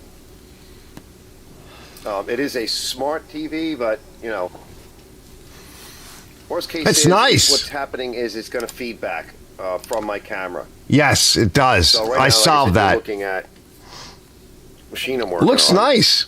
I could just take the back off and disable the speakers. Yeah, let's do that.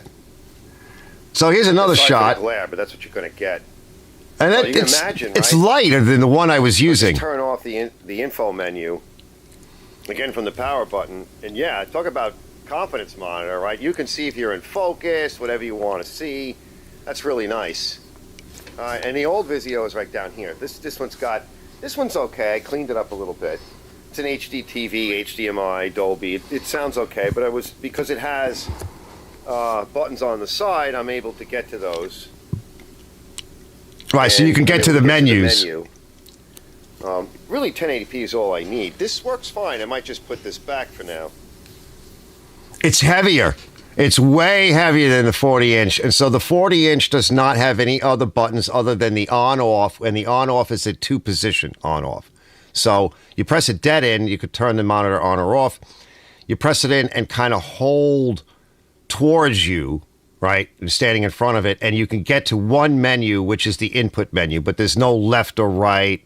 So there's no other buttons on this. And you'll see closer here. See, there's no buttons. Here, so you just kind of go around once the screws are off. Looks like this one broke a little bit. Yeah. I didn't do that. That was over tightened. That's that stud. We'll wipe it out. We'll blow it out a little bit, but we'll just give it a wipe and a blow. And they're real easy to fix. Look for anything that might be like Power board. Capacitors. Driver board. No, power board, driver board. Power supply board. Yeah. All we need to do. That's the driver board. We're just going to disconnect this. We'll just disconnect one of them, one on each. That way we know it's here. Nice little speakers, but we don't need them. I'm not going to be using them.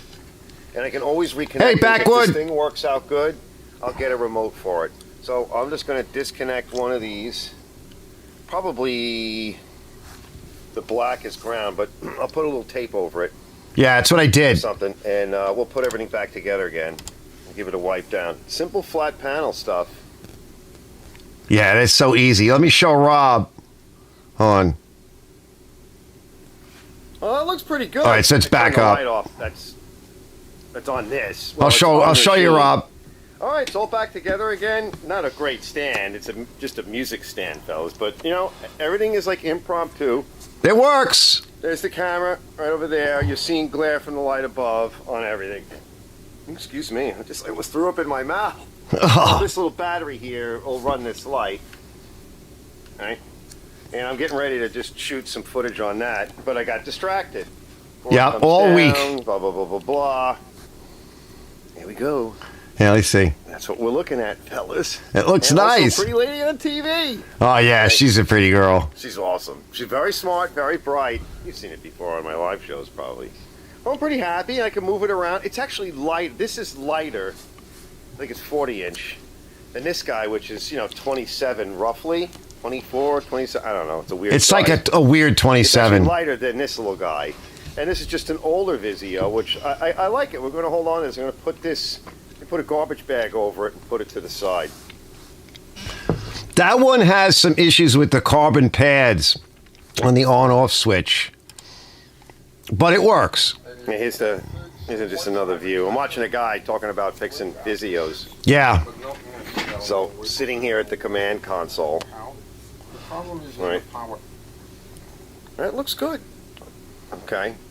It doesn't even have a scratch on it or anything. It's a nice bezel. It's perfect. It had bezel protector on it still. I cleaned it up, and it looks good. Let's see. One more. Nice. I'm watching. That looks cool, huh? I just released it, so I'm like... watching my video, since I just put it out. That looks good on that screen.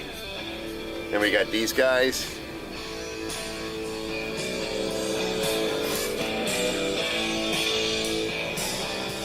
Nice. Let me show Robbie. So what you're seeing here, Rob, I'll wait till I get close and I'll pause it. Fooling around in here in the shop. So neighbor. Yeah, what you're seeing is, let me zoom in a little. Can I zoom in a little bit more? When we get back to it.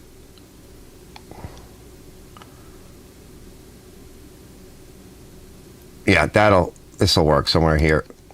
So if you had the remote, you'd be able to scroll down, but there's no buttons underneath this, as you can see when I took the back cover off. There's no physical button.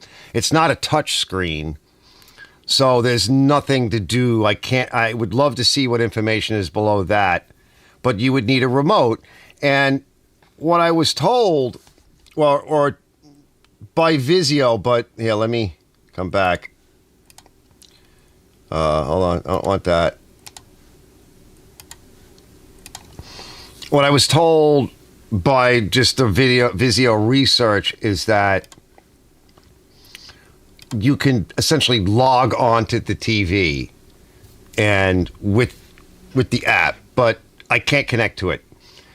One of the ones that Vizio shows, but it's a generic Vizio video, is I think it's Bluetooth, but I don't think this thing has Bluetooth. Although there is some kind of a wireless device behind the monitor, behind the actual screen section. You can see it; it's up top.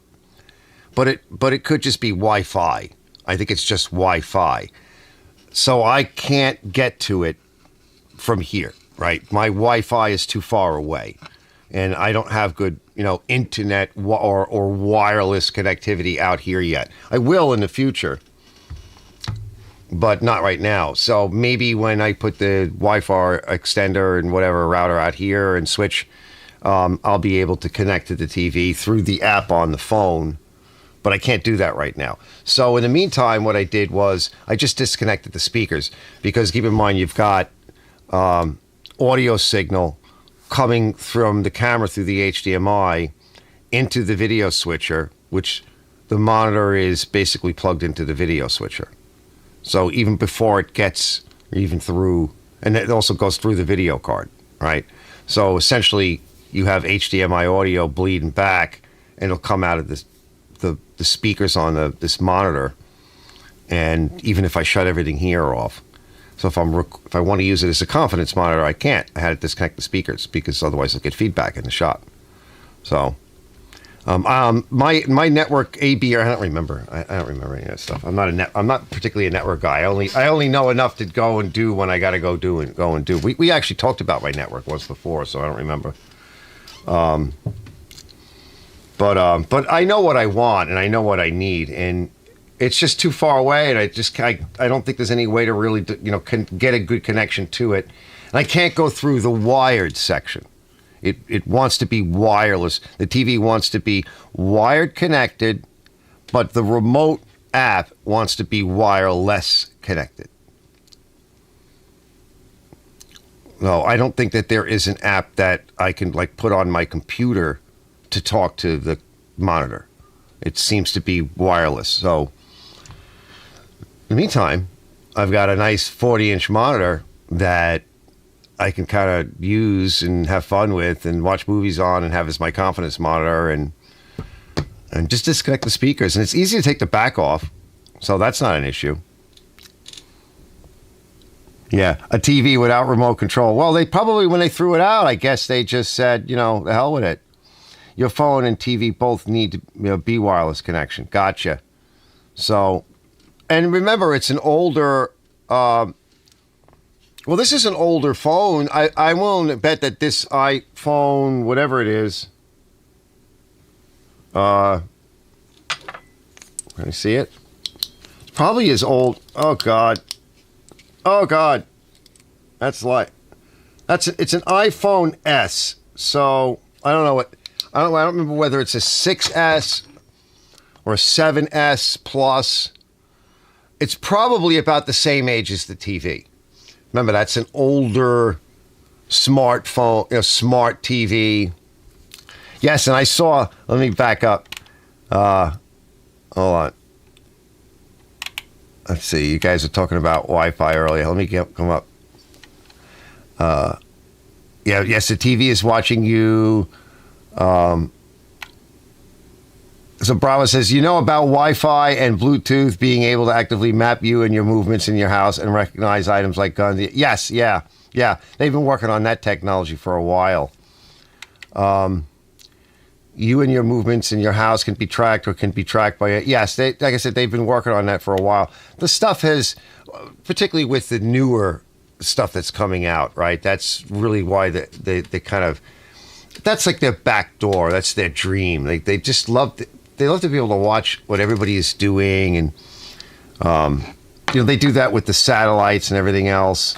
That's how, and Google Maps and all that stuff. That's what they were giving me problems, because they could see from satellite images that I need 2 of the small roofs, so they canceled my homeowner's insurance.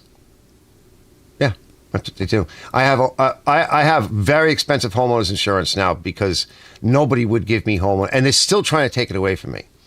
And then eventually they sent 2 or 3 people out, each company. They'll send somebody out to verify. But they first start to, cancel your coverage. That's going to be another way they're going to deprive everybody of home ownership and everything. It's already starting to happen. Places like Florida and other places, they're raising the rates to astronomical levels. It doesn't take much, even 10 or 15% on top of everything else that's going on. It doesn't take long for the average person that's not wealthy to be put and displaced. Doesn't take long because it would cost me to fix the problems on the house. It would probably cost me these days $60,000, $70,000 of the money of which I don't have to fix. So eventually I'll be pushed out, and then somebody else will come in, or BlackRock or whatever will come in and buy up the property, and they'll just keep doing this until they get what they want. And this is not conspiracy theories; these are realities. It's not a conspiracy theory that they did this to me and that these things have happened. It's a reality. And when I actually recently remortgaged, and I made it as a stipulation, and they're still trying to get out of it. I'm like, well, I'll take a mortgage with you if you can find insurance, but you have to keep that insurance. But they're still trying to weasel out of it. So contracts are nothing. Contracts really, at the end of the day, mean almost nothing these days. Because in the fine print somewhere, is it subject to, carbon things and global warming and acts of God and changes in market and I mean, they'll warn it 1,000 ways to Sunday. And nobody really reads that stuff or understands it anyway. And all lawyers don't really say anything, unless you hire a really good lawyer. And of course, if you have the money to hire a really good lawyer, you don't care about any of this stuff because you have the money to get around it. I mean, that's what it comes down to. So, let's see. The phone will... Oh, wait, just making a few videos of my lawnmower. That's what Robert says. So RM, Robert Mayhouse, and RW, Robert Walker. So RW, the phone will support it, but you may need turn it on. Huh? Retype that. And Doc says, how's it going backwards? Sorry, I stepped away from it. There's a plasma TVs. Plasma TV. Is this thing a plasma? I don't know. What is it? Is it all LED? I don't know what, because the other one is really heavy. The smaller one that's 27 inch is really heavy. This thing is just big. It's not heavy. So, I don't know. I haven't been into TVs like technology in a while. Uncle Mark says, I have some friends here that don't have home insurance as the insurance wanted a bunch of expensive changes to the house and his shops could not afford them. So no insurance, not owner's fault. Yeah, but you see, they can take away if you have a mortgage, right? They can cancel your mortgage and they'll accelerate it. They'll force either a sale or whatever, something. It's LED, not plasma. Gotcha. Brett, thanks, Brett. Robert W. says, to turn it on to be wireless. I'm going to look into that, Rob. So what you're saying is I got to match the two. So I got to find out who's who and what's what and see if I can match the two. Because the other thing is, too, is I have these other phones and another one over here. And I was trying to work and I was getting distracted. And like I said, the internet out here sucks. So I was like, well, why don't we, because I don't know I know there are differences in the wireless. I'm like, why don't I download the app or different apps onto on the phones, whether it be the same app or different apps. But because I have such poor wireless out here, these are not on any other network. They're not on any cell phone network. I couldn't get it to download. So I have to go in the house where I'm closer to the wireless with these guys and download the app and look into it and see if I can maybe connect with one of these phones. And then, because I don't use this phone all that much. So to use this as like a dedicated remote would be perfect. It doesn't have to be my main phone, which, by the way, this thing's been giving me nothing but problems. The battery is acting really weird. So I bought the whole battery installation kit. And on an iPhone, putting a battery in is not impossible, but it's kind of like knee surgery. Like, you really got to be in the right state of mind. And it's a whole process getting this thing apart and everything back together again. This thing will not charge until there's no charge left in it. Then it will charge, but it takes all day long. So I got the kit. I'll get up and I'll show you guys the kit in a minute. I got to take a leak. Rob Mellon said, would a universal remote control help? Yes. In fact, I looked up on like eBay and Amazon and stuff, yes, they have it for this TV. But my thinking is, why buy another $30 of money I don't have when I probably have something I just need to learn? But I'm trying to work, and I kept getting distracted, and it's been nothing but one distraction after another. Like, what do you spend, like 4, 5, 6 hours on it?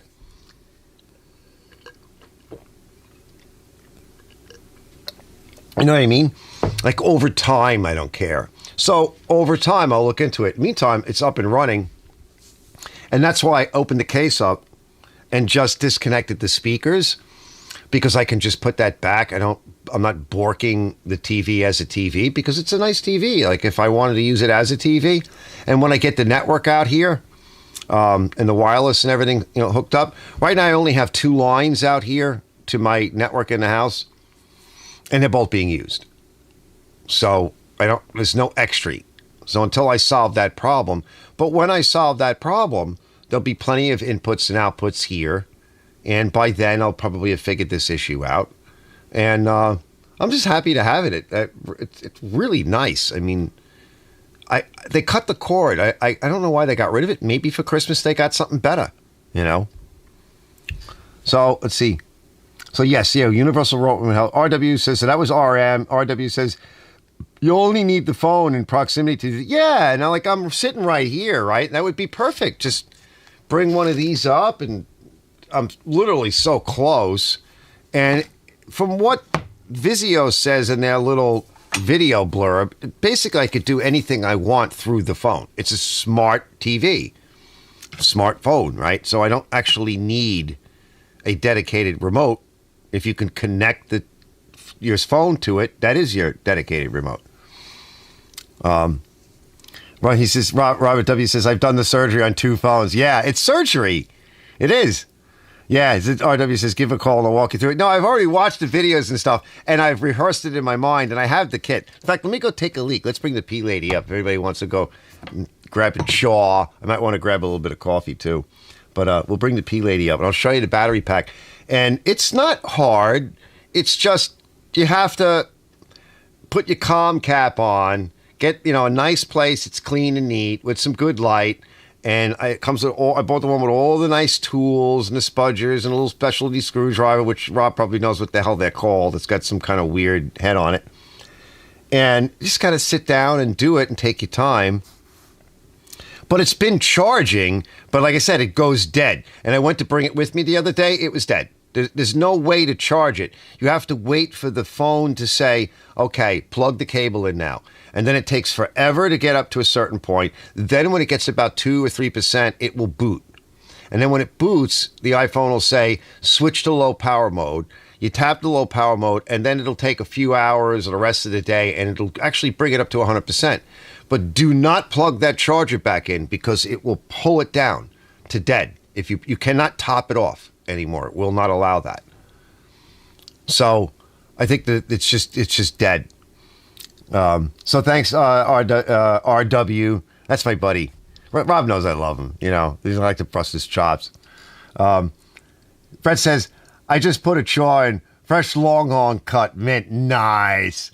And RW says, the new laptops are similar surgery for I bet. It's not like the one that I got, right, that you helped set me up with, the old i7 with the Gigendo battery pack on the back. I like that machine. And by the way, this surgery, you can replace the LCD screen on it with a much better one, and it's not hard to do. And I've watched some videos on it, and people still do it. They're still doing it on these old Lenovo's. Those are the original Lenovo's, fellas. That's what I got a bunch of years ago. I was looking for a cheap, decent laptop, and RW is suggesting, well, why not the old Lenovo? I'm like, yeah, you mean like the original Lenovo, the real one? Yeah, it runs real good. I hot rodded. I put more RAM in it. I put an SSD on one side, a spinner on another for backup, and I also put an M.2 in it. And it's fast. It works good. It's just the older LCDs. If you get a little bit off on an angle, they suck. Right? All right, I'll be right back. Let's put the P-Girl on. Where's the P-Girl? Everything's all out of order today because I wasn't really thinking. P-break.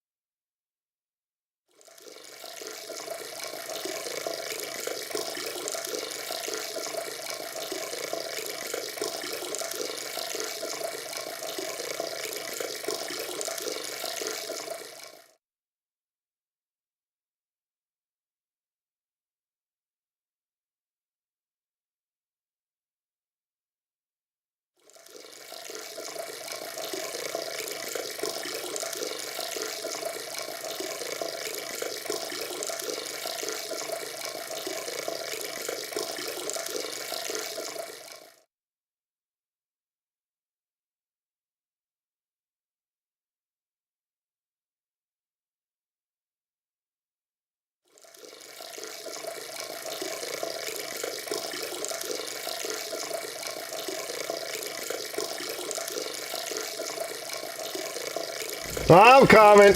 Oh, the pee lady's still going. Hold on.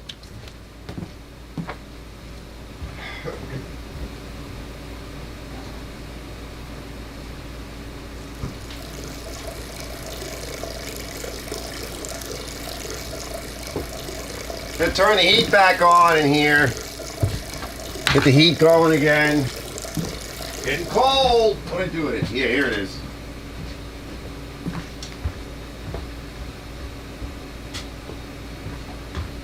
It's getting cold.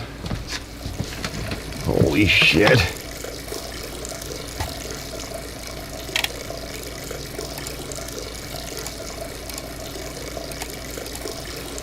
All right. Let's see. Let me, oh wow, it got cold in here quick. Holy, especially going outside. I have to go all the way into the house to get stuff. And to use a proper toilet. You know, out in the shop, we gotta rough it. You gotta pee in a bucket or something. Is she still peeing? Let's see. I think that'll be it. She should stop peeing by now. She stopped peeing? Yeah, I think she did. No, hold on. Yeah, that does it. I just have to hit the advance button one more time. Well, we could just let it pee in the background. All right, she's got a cute little hiney, kind of. Let's see. Oh, Blood Nose is here. Let's see. Just put a draw in. Laptops are similar. Look me up on Facebook, Arch. Look me. Oh, okay. My HP is one screw on the bottom and then pry up. Oh, that's nice. That's easy. That's a little easier. P with an echo. Yeah, I left the echo part on for a little bit. Well, it is a little bit of an echo to it because it's a bathroom. You know. Robert M says plasma TVs put out a lot of heat.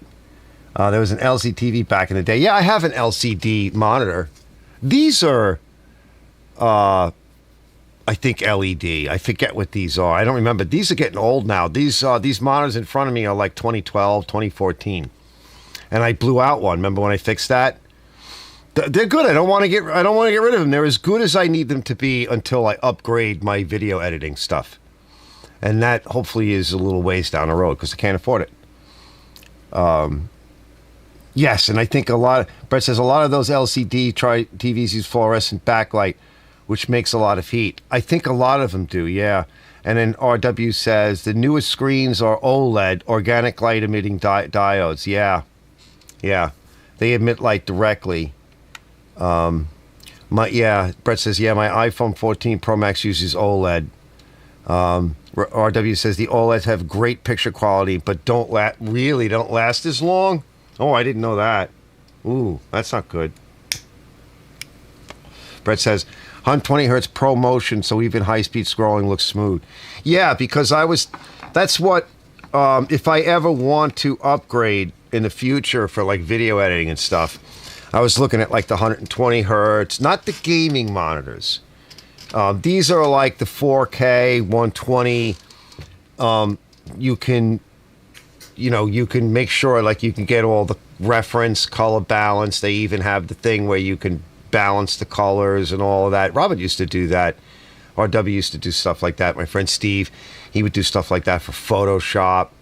Where you get the problem with like editing audio and visual is what is white, what is red, what, audio, like what is flat, right? And like these Logitech speakers are crap because even this headset, like I used to have a nice Sony headset for years, but it just got destroyed. But even like if you want to put like music or something, or even get your EQ right in your video editing, on your voice, you don't really know because any speaker changes, whatever, you have no idea what it's going to sound like to the other person.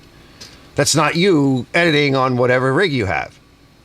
You could be upping the bass because your speakers don't put out a lot of bass and thinking, oh, it sounds much better.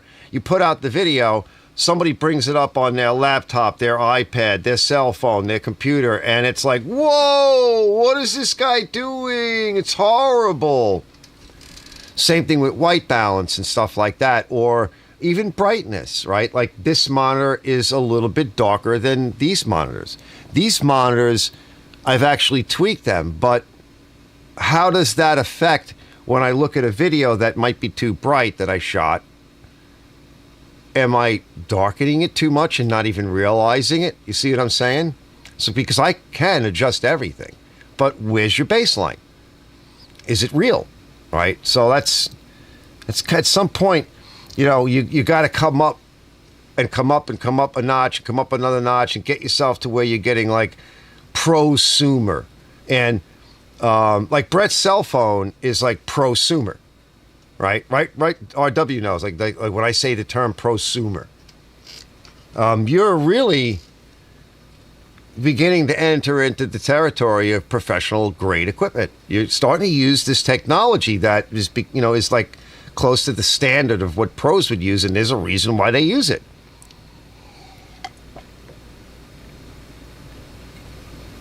And that's good.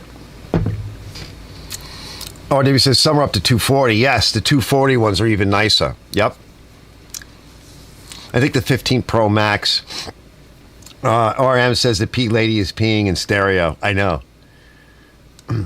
Reminds me of that Cars song. What about stereo? Peeing in stereo.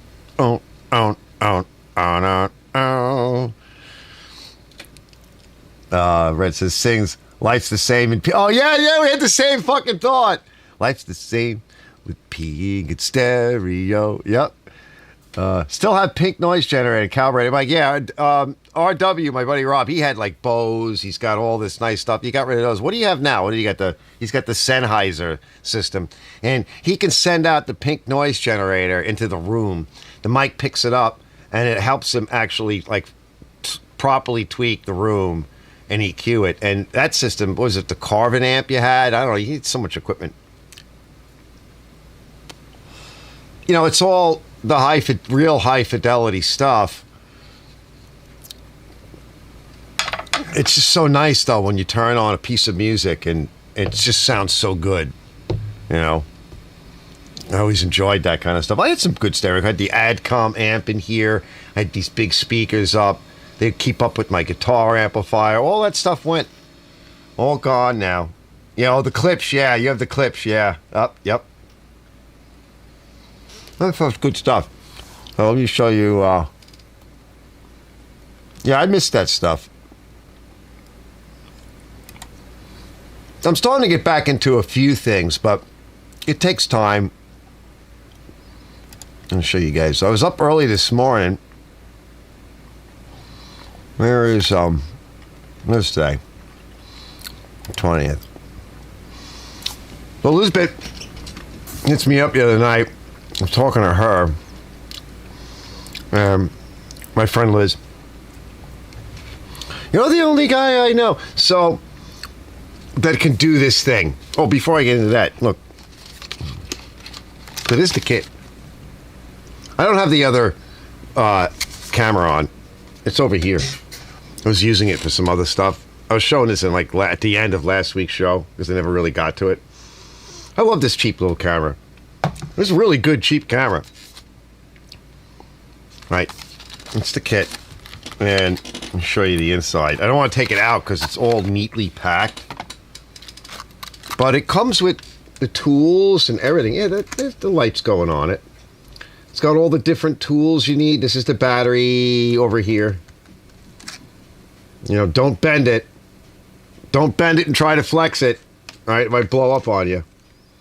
It's got all the applicators and the suction cup and the tools and the Primus, and it's nice stuff. And it's not expensive either, so, you know, I know a lot of us trade in our phones. Obviously, I don't. Some people don't. You can also buy a lot of good used phones, and they're useful, especially for us YouTubers. Like, I'm using this one right now. I control my cameras with this phone. I use it for other things. The same thing with this phone. And I wanted to also mention, I think it was Johnny, because you take some shots on yourself. I was actually watching one of your videos, and you were I don't know what cell phone you use, but there was one scene where you had your camera, I guess a camera looking at you with your cell phone. Now, we can't hear you at all, and I have the same problem with this iPhone. So I would recommend getting a wireless, lapel mic or something, because we can't hear you. We can't. And the one video you had where you were so low, you did this, longer, sort of intro explanation, but we couldn't hear you. I had to turn up my amp in here all the way up, and then as soon as a commercial comes on, it blows you away. And then you got to turn that down, and no, people will just click away, right? They'll just leave your video. That's how this one is, because I started using my iPhone for some shorts, but you can't hear me, so I stopped doing it. And I'm looking at the potential for another camera for some time this year, but in the meantime, I'm also looking at what I could plug in here. Of course, you can just get a wired mic, which is cheap, but you like to wander away, and nobody wants to be on a wire.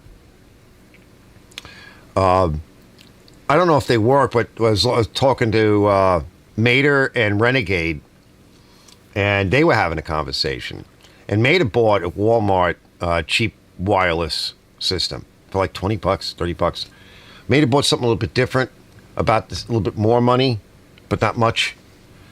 The quality is okay, and of course, if you want to edit and bring it into an editor, then you can boost the quality of the audio from there, because the shots look fine. It's just we can't hear you. Says Johnny says, I haven't mastered the volume on my vids yet, and so what I hear post editing changes when it goes to YouTube somehow. Yeah, because you haven't. Yeah, I gotcha. But I think it would help, because like I said, on this phone, I stopped using it. I'm like, well, what do I want? I can't afford to buy a whole bunch of different things, and I don't want a whole bunch of different things.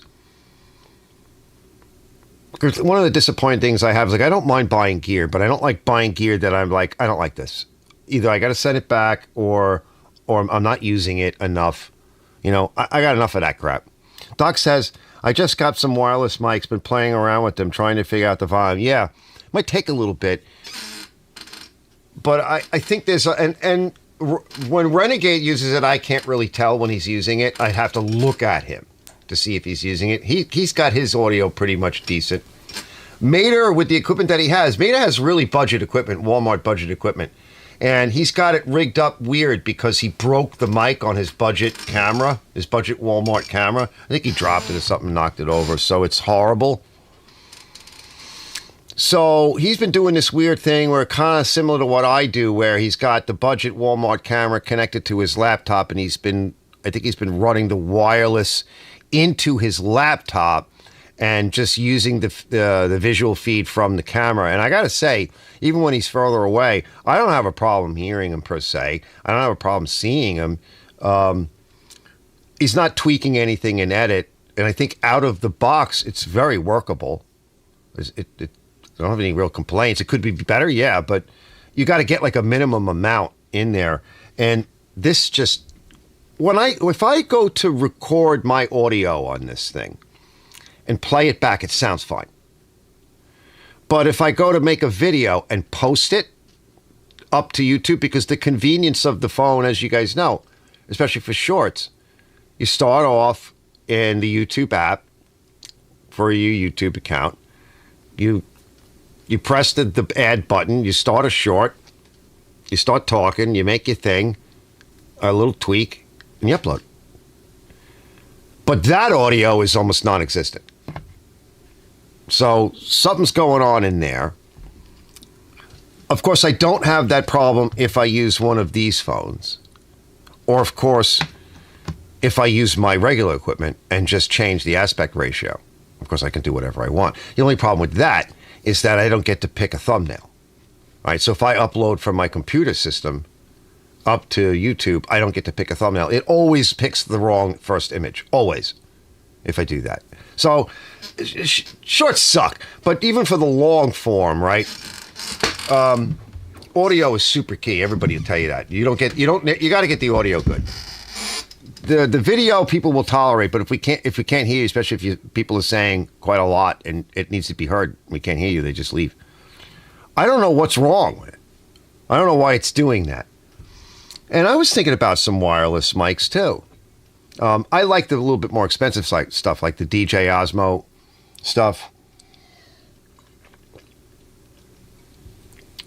I'm actually looking at the DJ Osmo Action 3. It's a little camera with a little rotating eye on the top, which is really nice. So it's already it's a 1-inch sensor, so it's bigger than anything you're really going to get on a cell phone. It's not going to be as big as what you're going to find on an APC camera or a Micro Four Thirds, but for a 1-inch sensor, it looks really good. And like I said, it's bigger than anything on a cell phone.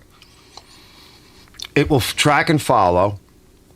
Because it's got the gimbal, it can do all the axis stabilization except for Z. So you can't, if you're walking, you can't do this. No, you can't allow, if you're holding it like this, you can't allow it to go up and down on the Z axis too much. But that's easy to master.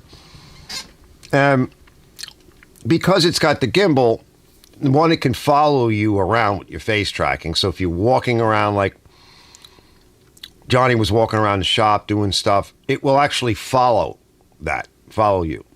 It'll also follow an object. It's mostly stabilized. And because it's not digitally stabilized, there's none of this weird, and I've talked about this before, this weird thing that a lot of these action cameras do where they do interpolation. And I explained that, I think, last time. It doesn't get weird and fuzzy and out of focus, and it doesn't do this weird shit. The cell phones do it. I see it. I notice it, especially when they're trying to stabilize. It's just, I think, a pretty decent product. It's about $600,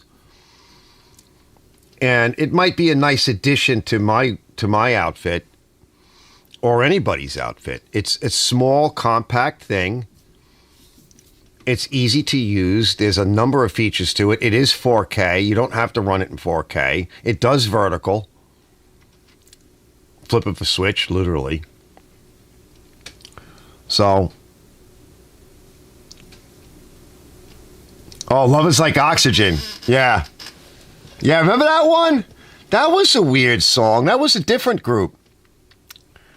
Robert says, the wireless lapel mics use USB-C connectors. All my stuff is micro USB. Yeah, but I know. I have the same problem. You can get adapters for that. Plug right in, right? Because that's the problem I have. In fact, when I bought the video switcher, I had to buy an expansion card for my computer to get me to like, high-speed USB-C. So I could pass all of this digital data right from the cameras right through. That's why I do the show. So I got the full bandwidth USB-C card. And I looked at that, I go, oh crap, it's only got one input. Well, you know what? Maybe I'll order the one with 2 inputs. It'll have the bandwidth, but I probably don't need all of the bandwidth. So I was like, I went to order the better one, and then they were like, I needed it pretty soon. I kind of didn't want to wait, and it was like a long lead out time. So then I settled in on the one that gave me 2 USB-Cs, but split the bandwidth. What did I get? I got the one that I originally ordered. I'm like, what the fuck? And it came right away. Like, Amazon.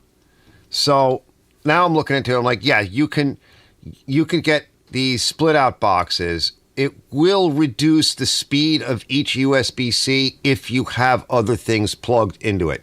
So, for example, if you have a USB-C camera and you have 4K footage on it and you want to plug your camera or your camera card into a reader, suck it into a fast drive on your laptop or your computer, you obviously want the maximum speed you could get, right? But they're really fast. So even if you split the bandwidth a little bit by half, it would still be really fast. May not be as fast, but you could wait. You could, have another sip of coffee. It'll be over in a minute. So they have all these little splitters and boxes that can live on your desktop or that you can just quick plug in as an adapter. This thing, the output is USB-C.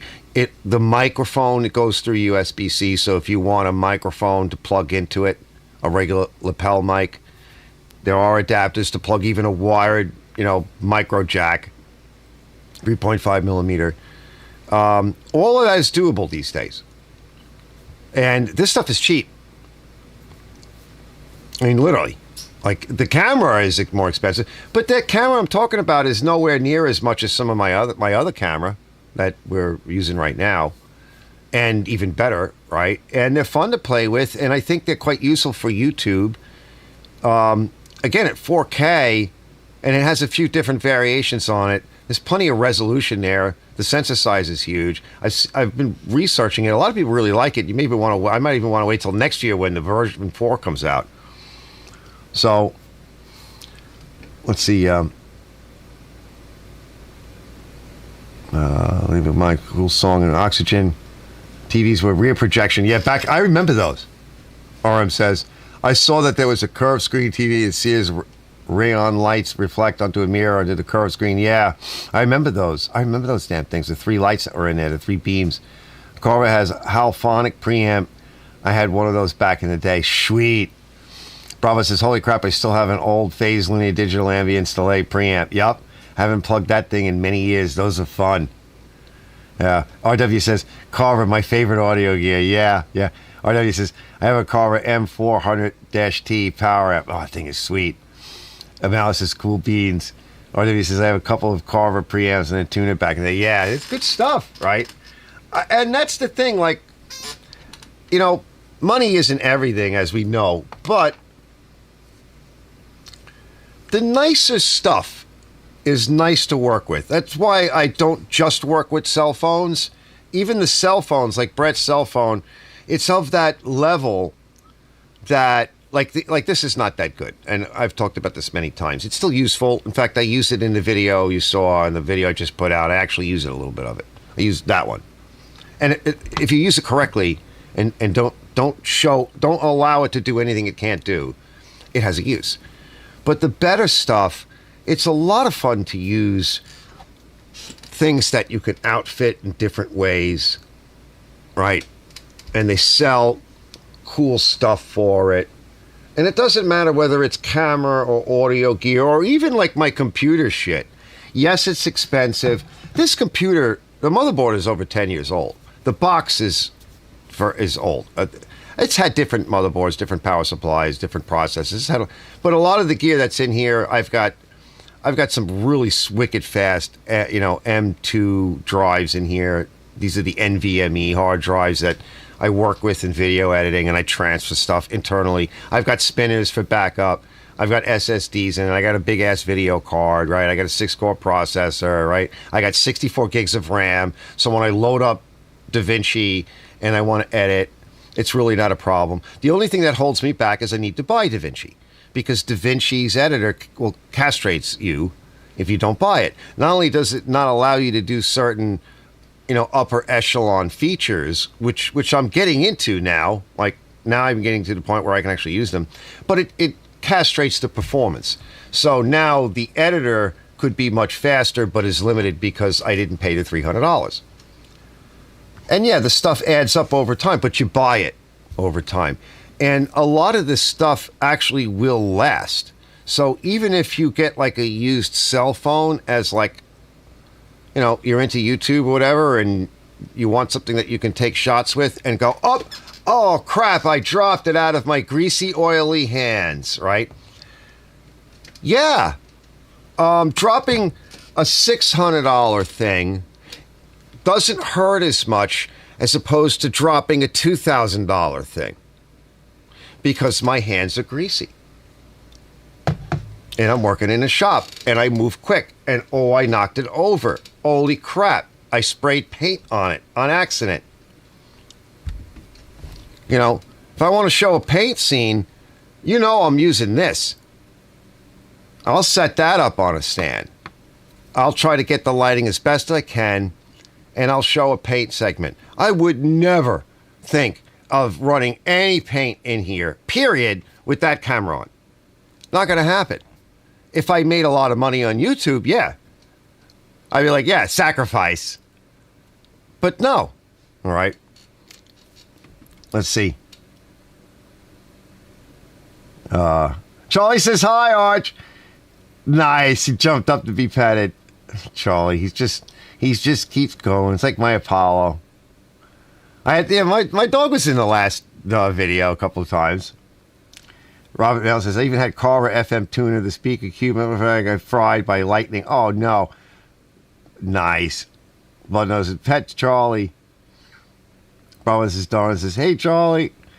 Looking up with one eye open. Yeah, my dog's asleep in the house. I can hear him snoring away.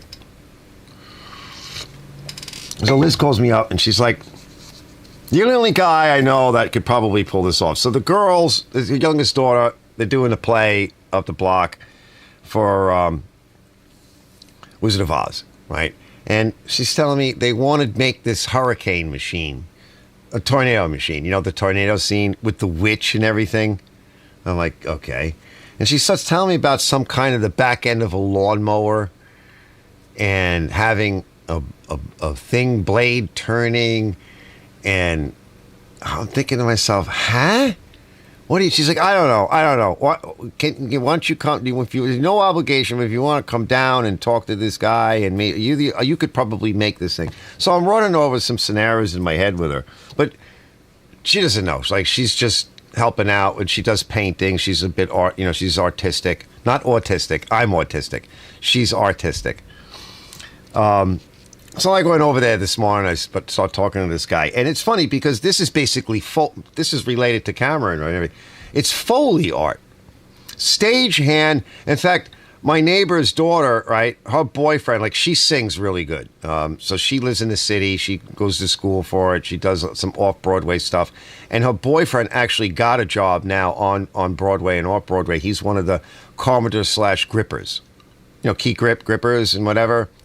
They're the people that's everything up. So I went to meet with some of the fellows that are over there, and that's what they do. And one guy, his wife has been in the school system for 16 years, and he's been doing all the set design and stuff for 16 years.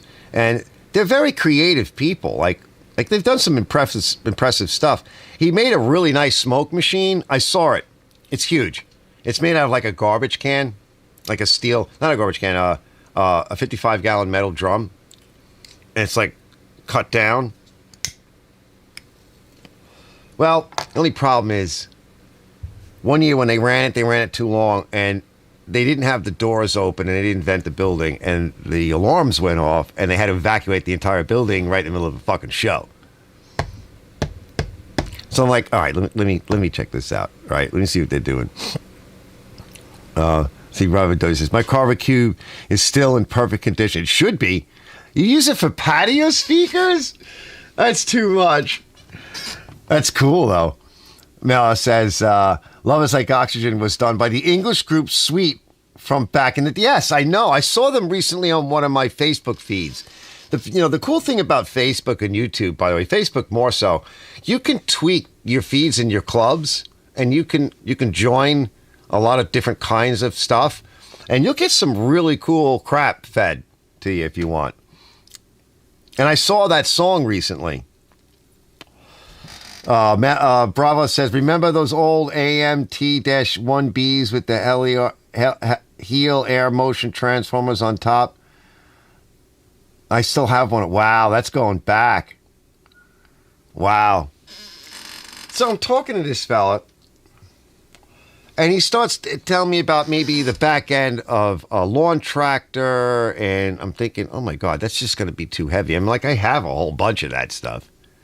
So what he envisioned, he was telling me about what he was thinking about using, and I said, well, why don't you tell me what it would look like? And so really what it would look like is streamers made out of paper and crepe paper and whatever else, and the thing would spin.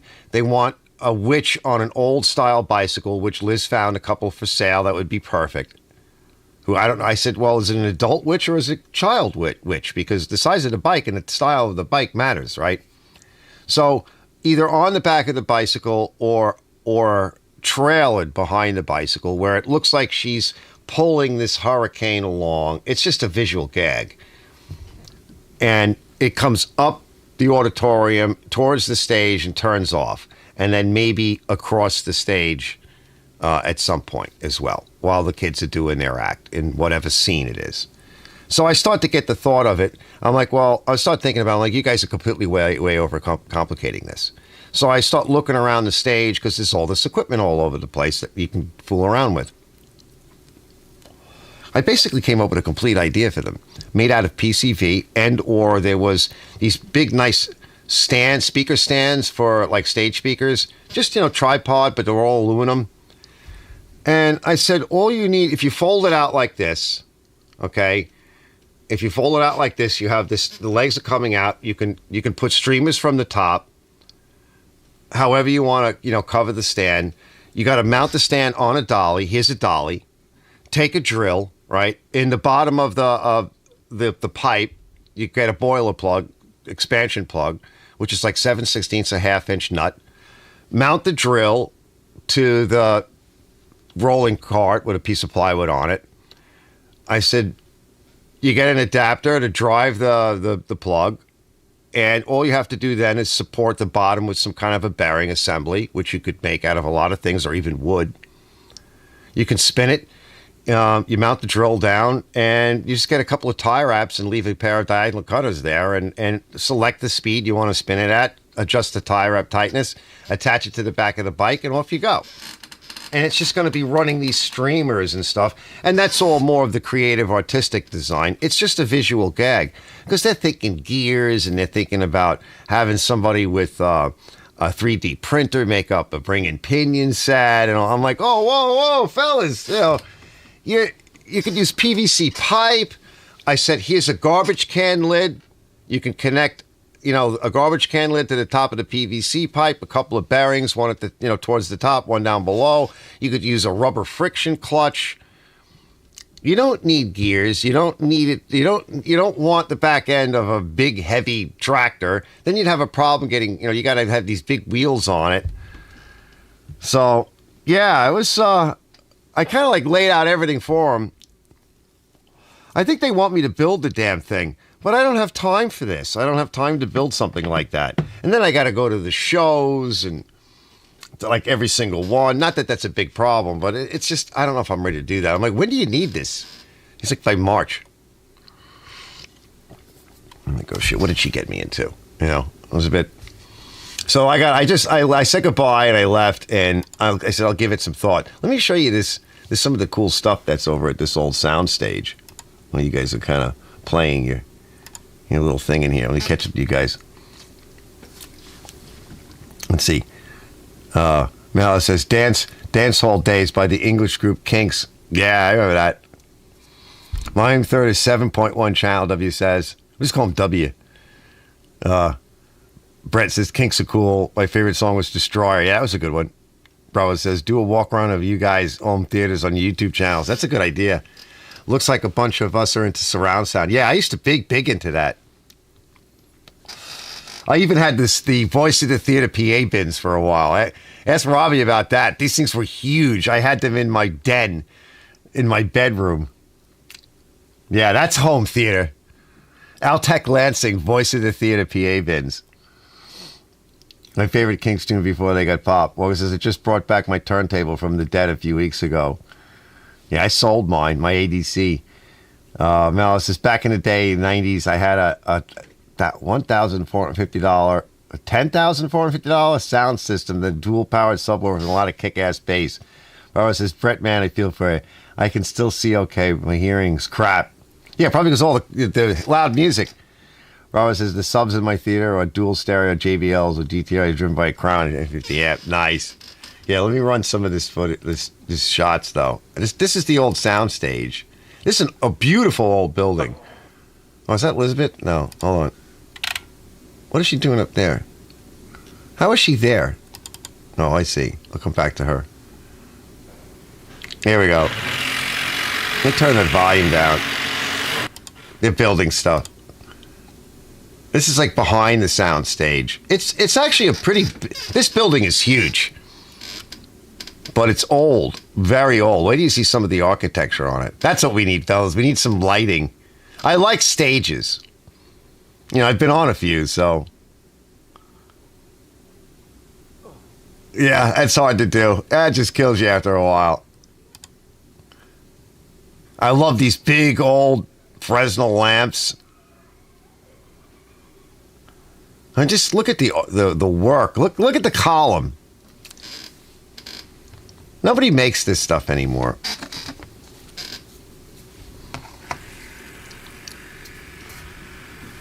Oh, I broke my back. Look at how beautiful that work is. What a beautiful old building.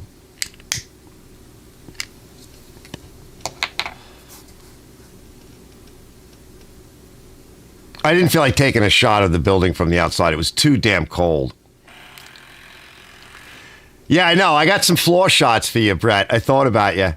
You'll see them.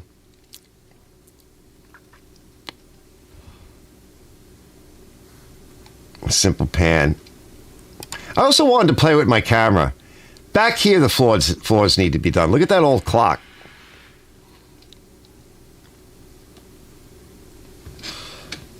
They have a lot of new gear in here, too. There's a lot of electronics in this building now.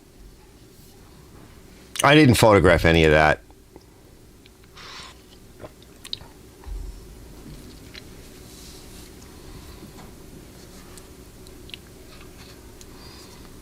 Big steel beams.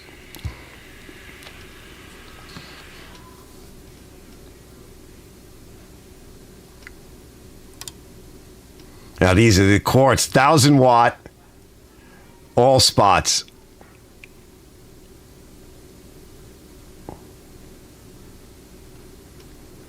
And they're colored. So those switches are all of the filters on the side. So you can pull any one of those switches for any color spot. That's what you need for YouTube, for your garage. You know, switches. Yeah, they're nice. Yonkers, New York. They still work, they say. They still work. They're just hot. Look, there's a floor shot. That's old Southern pine. Now, a lot of that stuff is in my house, too. That's what they used up here back in the day. This is like the 1900s. That's what this building is. They just keep laying on the urethane. I just ran off a couple of shots for Brett, also just to test the exposure. So I wanted to play with the camera a little bit. Now that's a nice shot. See the blower fan on the back of it to keep it cool? Remember the arc lamps they used to use in the projection booths in the film for movies back in our day when we were younger? Even in the up to the early 90s, they used a lot of places used those old arc lamps. That's a cool shot. Yeah, that's the guy I was talking to. Look at the work on the walls.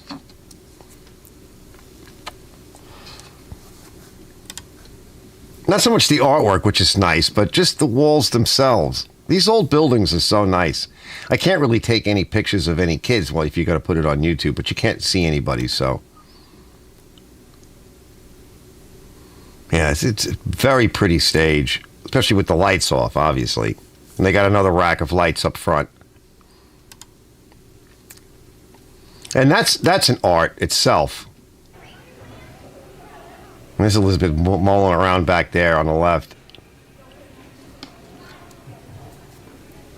I don't know what she was doing. I wasn't really paying any attention.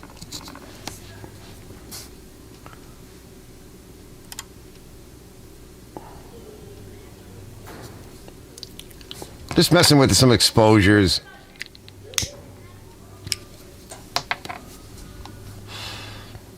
Oh, in the background.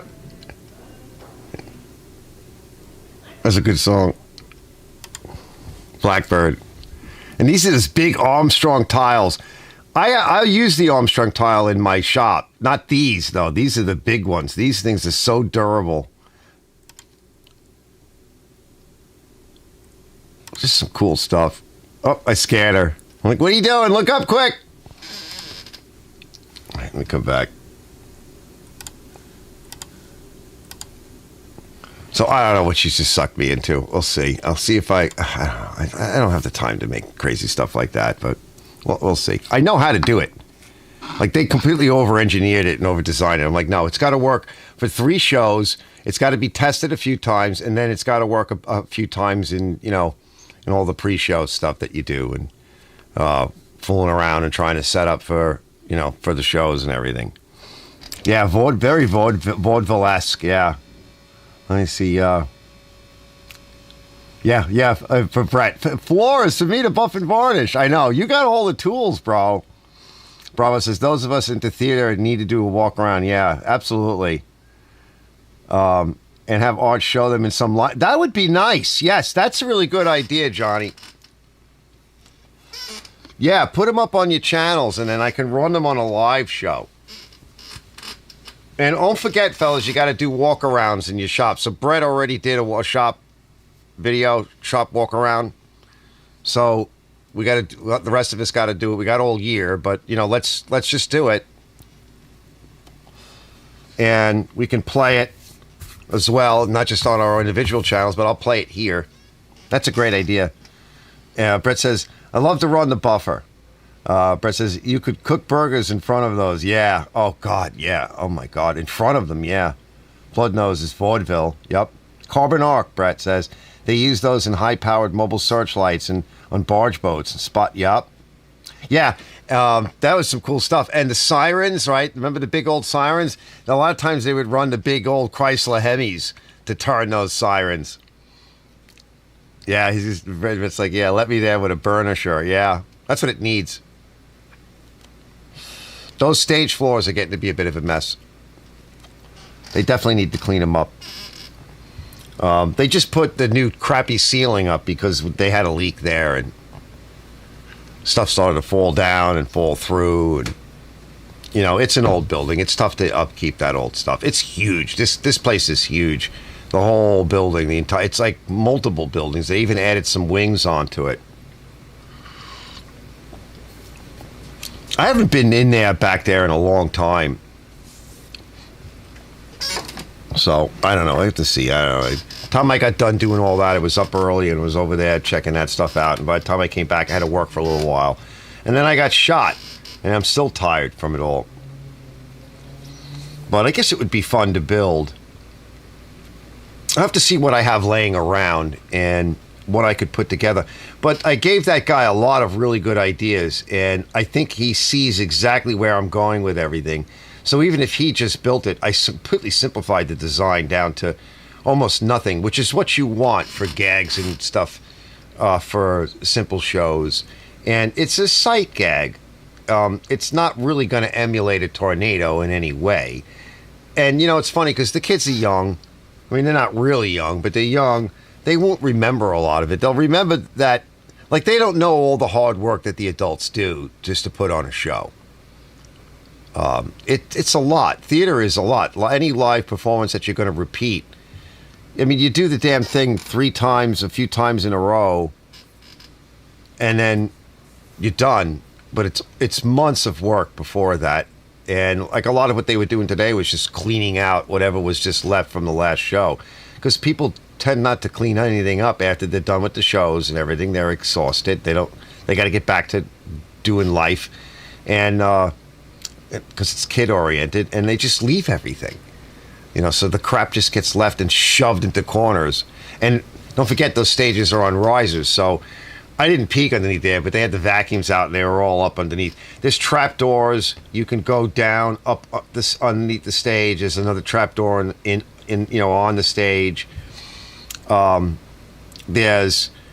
actually a fallout shelter too. So I didn't go down into it, but Liz was telling me the one door that I showed, but I didn't mention it, is actually another entryway into 2 sub basements for fallout shelters.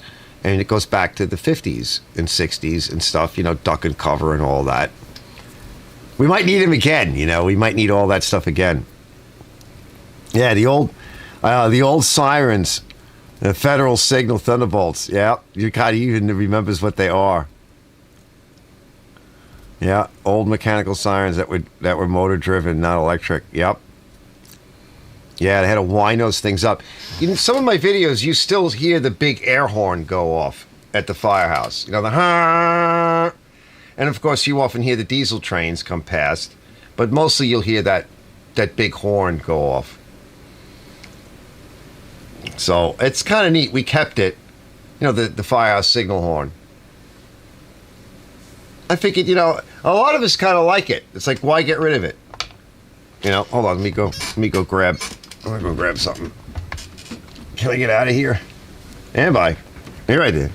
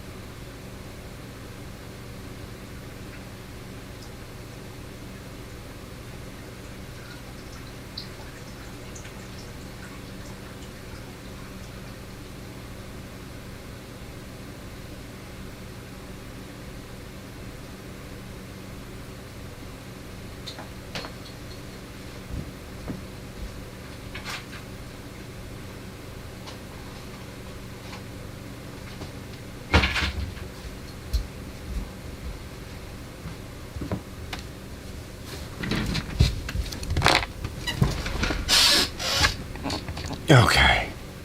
Where am I? Yeah, I gotta pee. What are you, listening? Are you guys watching? Can the camera see that? You can't see that. I can't even see that with my glasses on. Not at this age. First you have to find it. I might make the riser. The only thing is I don't have any money, so I'm like cash poor. So I really don't even have the money to go out and buy like a bunch of things over at Home Depot and bring it home, drop it out on the table, and see what I have.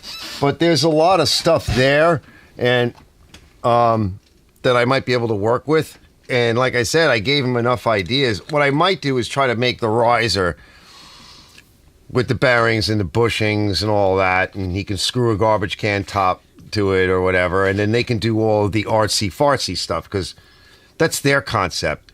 I would just do the part that I guess is more the physical, mechanical, and show up at a couple of the practice sessions and at least one of the shows, because they're not my kids, So, and I don't work there, and my ex-wife doesn't work there, But this is what she's doing till March every Saturday. And I'm like, Elizabeth, I don't have a 9-to-5 job. People just think that their life is like everybody else's. I'm like, I don't have a 9-to-5 job. I don't have like a clearly, in a way it's good, but I don't have like that clearly defined thing where I'm have the income coming in all the time. And I can say, oh, well, I'll just every Saturday I'll dedicate. Because no, Saturdays is usually like either I'm working or I have customers. So I can't just jet out. And also I'm trying to deal with health issues and everything else. It's hard to find the time. And by the time I got done doing what I was doing today, I wound up just taking a nap like an old fart. And I don't want to overwhelm myself with all these crazy projects, because all the projects in here that I do, I've got tons of them that I haven't even gotten to yet. Motorcycles, mini bikes, tractors, all manner of crap that I want to get to. So we'll have to see. Mel says, I believe that they used an arc lamp for the backlight in the video when Heart Rules the Mind by the group GTR. The other lighting is lighting a certain part of the video. It could be, lighting is a whole nother art. It's in itself. Understanding proper lighting and key lighting and all that and how to do it. It takes time to learn that. It helps if you actually work with people that know what they're doing. And you can actually learn how to properly light a stage and light things. But most of us YouTubers can barely, organize the light. That's something that we all need to learn. How to properly light a subject. Lighting anything that's shiny, because we have to deal with things like carburetors and pieces of steel and stuff like that. And it gets difficult to light because the shininess of it, the reflectivity of it. A lot of the lights that we keep in our shops are fine for our eyes, but they're no good for the camera itself. Cameras can't deal with it, especially the cheaper ones, right? They don't have the dynamic range. And almost all of these cameras, like even these kinds of cameras and stuff, like this one works really well in automatic. It does pretty good job in manual. But most of us, like with cell phones and stuff, there's no such thing as manual, right? You're not doing it in manual. So one, you're limited in terms of your dynamic range. And the other thing you're limited in is that you have no way of adjusting any one of the settings to compensate. And the camera itself, the brain inside the camera itself is just not made for looking at shiny stuff. It just isn't. There's no such thing as white balance on an iPhone. It just makes it up. So color profiles, white balance, adjusting for stuff like that, that's what really good cameras do. And they work together very closely with the type of lights that you're using. I need some better lights with really good adjustable diffusers on them. Because what I have is light that is more spot air oriented. And like I said, it's good for my eyes, but it's no good for the camera. Brett's shop is really bright. Everything is well lit. There's really no shadows, but it's hard on the cameras. When you go to work on something, especially overhead lighting creates shadows because unless you have an overhead camera, we're always working from the side. And the cameras hate that. And you get all these shadows. I'm eating some applesauce. That's my level of junk food. All right, fellas, we're at 3 hours. I'm getting out of here. Let's all go chill out. All right. It's freezing. Like I said, I turned the heat on. I'm thinking I'm going to turn it up a little bit. Now it got a little cool in here. It got a little cold, but it's comfortable. What is it? It's 19 degrees Fahrenheit on a Saturday night. It's almost midnight. Bud Nose says, thanks for the company playing my game Dilly Dilly. Yeah. Dilly Dilly. Yeah. We should put that on as an outro. Let me put that on as an outro, and then we'll kick it out with the Dilly Dilly. What do you guys think? Did you guys see the head ripper? That was cool. That's an Onion video, right? It's fake, obviously, but it's fun. But I enjoy hanging out with you fellas. I was really tired. I was like, but you know what? If I take a nap, at least I can just hang out with the fellas and just kind of jerk around, and we can argue over shit and shoot the fat. And Robert W says later, Arch, I'll post Facebook page. Yes, definitely. Let me put the Dilly Dilly thing on. What did I do with it? I got it. I'm like, all right, the Pit of Misery. This is so awesome.